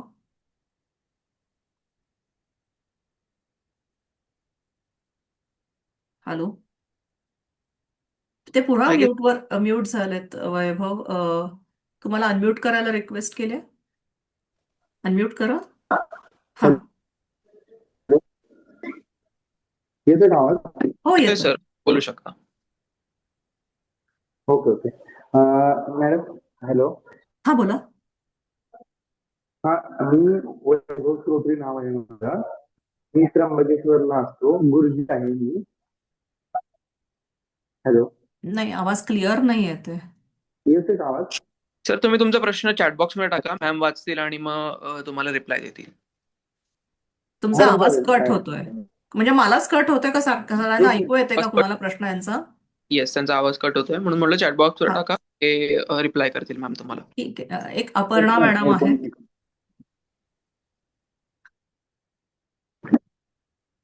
हॅलो. हा अपर्णा. हॅलो. हॅलो. हॅलो. हा नमस्कार. हा नमस्कार मॅडम. नमस्कार. मला मगाशी एकाने प्रश्न विचारला जो की आपण प्रत्येक प्रकारच्या पत्रिका आहेत. तर मला एक हं. विचारायचं समजा कुणाचा चंद्र आपण म्हणतो जो वीक आहे त्या व्यक्तीने जर पाय चार्ट म्हणजे सर्क्युलर चार्ट वरती जास्त अभ्यास केला तर तो उपाय म्हणून धरता येऊ शकतो धरू का? शकता तुम्ही. धरू शकता. आणि दुसरा मला बेसिक प्रश्न म्हणजे मी ऍस्ट्रॉलॉजी शिकते तेव्हापासून एक प्रश्न खूप पडतोय तो कोणाला विचारू असं की जेव्हा आपण ऍस्ट्रॉलॉजी शिकतो तेव्हा आपण एखाद्याला त्याच्या आयुष्यातले प्रॉब्लेम्सचा एक हे द्यायचा प्रयत्न करतो. पण मग आपण त्या विधात्याच्या सगळ्या ज्या काही स्क्रिप्ट्स आहेत त्याच्यामध्ये इंटरफेअर करतो का की त्या स्क्रिप्टमध्येच असं आहे की आपण we are suppose to help him. Exactly. हा जो द्विधा आहे ना ही फार कॉम्प्लिकेटेड झाली आहे आणि मला नेहमी असं वाटतं की मला ह्याच्यातनं काहीतरी हवंय आणि I always try to find something पण ते सापडत नाहीये. हा एक सतत येत राहतो की बरोबर करतोय का चूक करतोय by learning this and giving whatever we have or learn. हं. थँक्यू. हा प्रश्न जेव्हा मी 2015ला सुरू केले होते तेव्हा मी पंडित जकादर सरांना विचारलं होतं की आपण दुसऱ्याच्या कर्मात हात घालतोय का. सो ते म्हणाले होते की नाही, ते आधी विधात्याने ठरलेलंच आहे की ती व्यक्ती तुमच्याकडे येणार आहे. पण ह्याला एक अँगल असा आहे की तुमच्याकडे जर कोणी आलंय विचारायला की मला म्हणजे बरेच लोक येतात ज्योतिषांकडे की सिझेरियन प्लॅन करायचं, योग्य वेळ द्या. ओके. ती वेळ मात्र आपण अशी द्यायची की जिथे माता सुखात, म्हणजे मातेला सेफ्टी आहे, तिला त्रास होणार नाही. आपण कोणाचाही जन्म किंवा मृत्यू हातात घ्यायचा नसतो. एक मिनिट, तुम्ही अनम्यूट करा. अनम्यूट करा, तुम्ही म्यूट झालात. हा. ती वेळ अशी असते की ती अशी काढून द्यायची की शास्त्रात सांगितलंय की जन्माची वेळ नाही द्यायची, पण ती माता सर्जरीमधनं व्यवस्थित बाहेर येईल, तिला काही त्रास होणार नाही, अशी वेळ तुम्ही काढून देऊ शकता तिला. पण मग फायनली आपण त्या जन्माला येणाऱ्या मुलाची वेळ ठरवली नाही की ना, उद्या ठरवत त्याच्या नाहीये. मी सांगते, मी असे अनेक मुहूर्त काढून दिलेले आहेत. मग बरेच वेळा मला दिसतं, अरे आजच्या दिवसाचा काढला तर चंद्रशनी एकत्र येतील, मग 7:30 सुरू होईल जन्मताच. योग आहे परत. पण ते मातेला सपोर्ट होत असेल तर त्या बालकाचं प्रारब्ध आहे, तो घेऊन आलाय लिहून इथे की मला ह्याच योगात जन्माला यायचंय. मी महत्व कुठे देतीये? बाळाला, सॉरी आईला, कारण आईचं असणं महत्वाचं आहे ना त्या बाळाला. ओके. म्हणजे म्हणजे मुलीकडे ऍक्च्युली आईचं सुख आहे तर ते तिच्या सुखाची प्राप्ती आहे. हा, बाकीची काय ती त्याचं कर्म तो घेऊन आलाय असं. एक्झॅक्टली. आणि आईचं असणं जेव्हा मी बघते ना, तेव्हा मी बाळाचं चतुर्थ स्थान बलवान करत असते हो. हा. तेवढं करायची मुभा दिलेली आहे मला.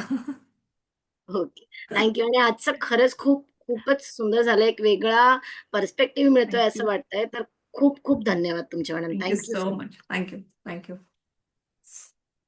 कोणीतरी विचारलंय, मुख्य कोर्सची फी आहे 15,000, आणि जर तुम्हाला मुख्य कोर्सला घ्यायचं असेल तर हे म्हणजे 900 वगैरे भरायची किंवा 1,000 त्यातनं ते मायनस करू शकतो आपण. ओके. ओके. मला वाटतं आपण थांबूयात. मला एक तो व्हिडिओ दाखवायचा होता तुम्हाला, तेवढा दाखवते आणि मग आपण बंद करू. ओके. ज्यांना जायचंय, उशीर झालाय, 1 सेकंड, मला फक्त माझं हे लावायचंय. मला उशीर झालाय. श्श.